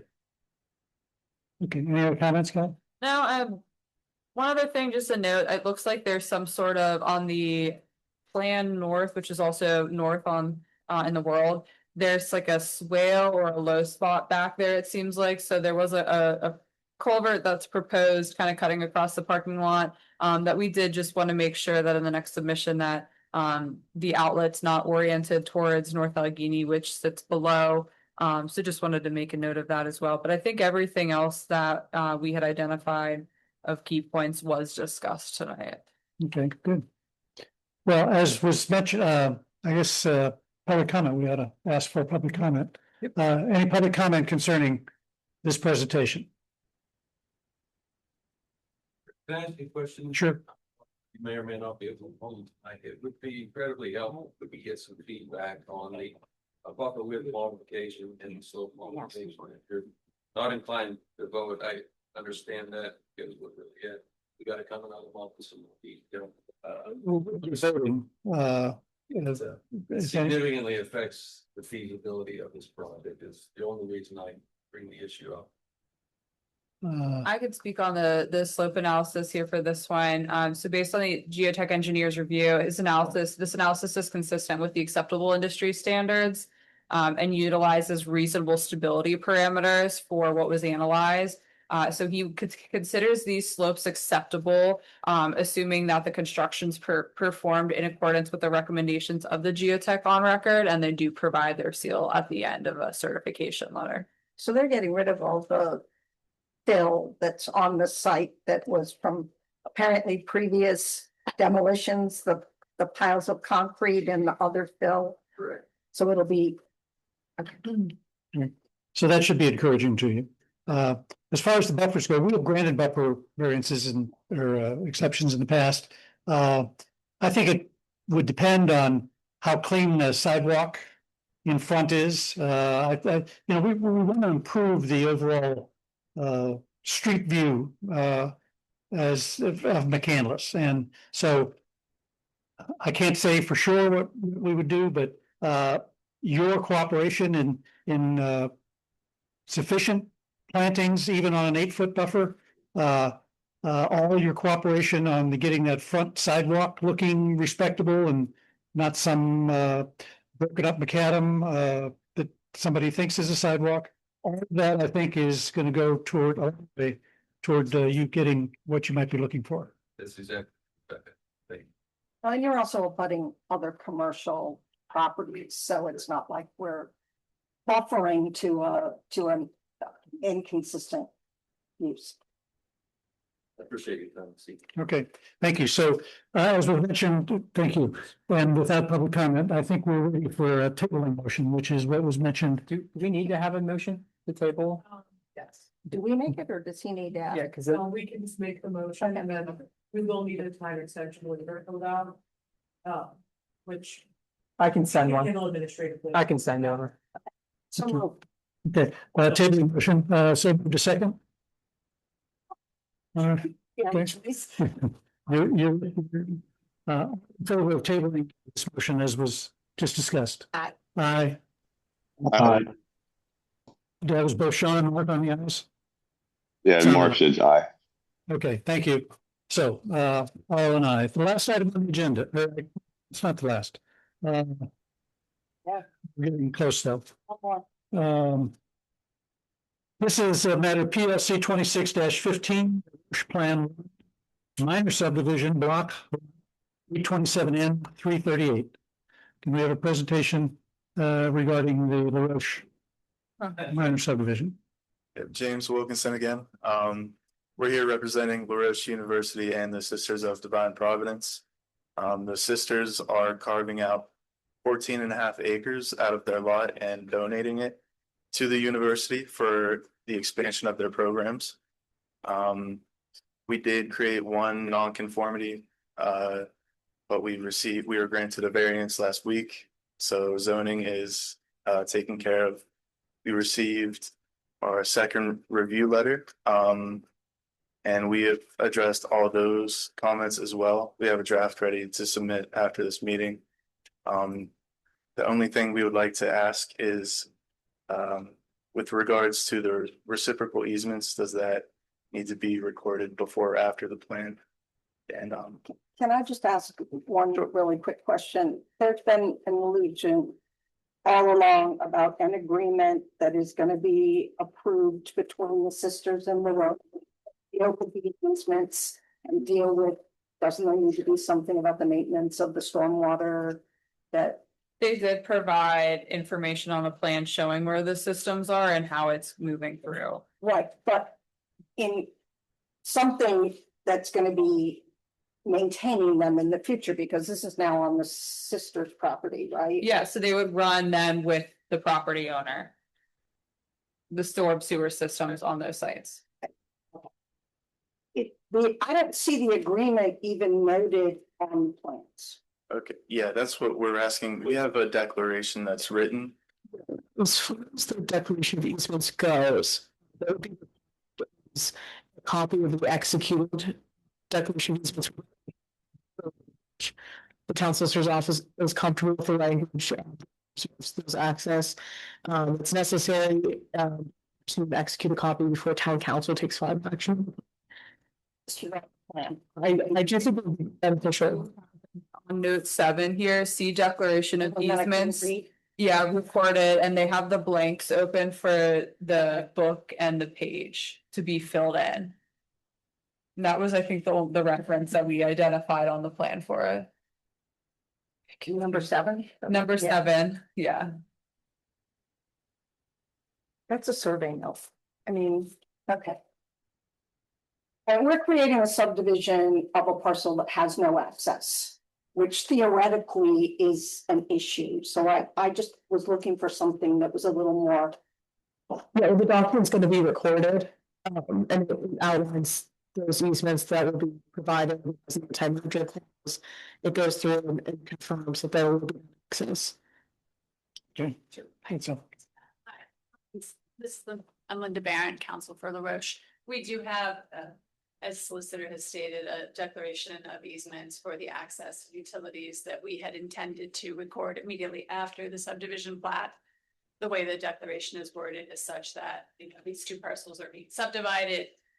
This is now being declared of record that the easements will be in place and for utilities and access. So we'd be happy to probably record that in advance if you needed it to be recorded in advance. I just want to make sure that it's known when we're moving on this, that that's what's going to happen. And there, I didn't see a whole lot on the plans or in writing saying that. Absolutely. So They'll have access to the same roads that exist. Yeah, I think for clarification, with the way the note is with the recording, commission, it makes sense to maybe record the declaration and then record the plan. Even if it's the same day, we fill it in. But essentially, I'm comfortable that those access has been preserved. Good. And on the record. Thank you. Thank you. I think that's important. Anything else? That's it. Okay, any comment regarding this matter? Doesn't sound like it. Can I have a motion to recommend the town council? I'm sorry?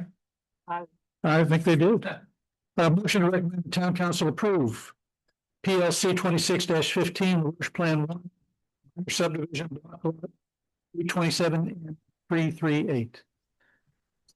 Recognizing the agreement and the easements to be filed. With that caveat. Thank you. So moved. So moved second. Somebody? Thank you. All in favor of approving that motion? Aye. Aye. Aye. Sounds like everyone. Thank you. That finishes our stated issues on the agenda. There's time for any general public comment on other issues. Do we have public comment on any other issues? I don't see any. Then finally, I need a motion to adjourn. Can I have such a motion? So moved. So moved. Can I have a second for that motion to adjourn? No? Second. Thank you. All in favor of adjournment? Aye. Aye. Opposed? No opposition. Adjourned. It's good. Mark and Sean, thanks for sticking on. We appreciate it. Night, everybody. Yeah, All thanks right. everybody. Should be there next time, but yeah, 2:30 in the morning here.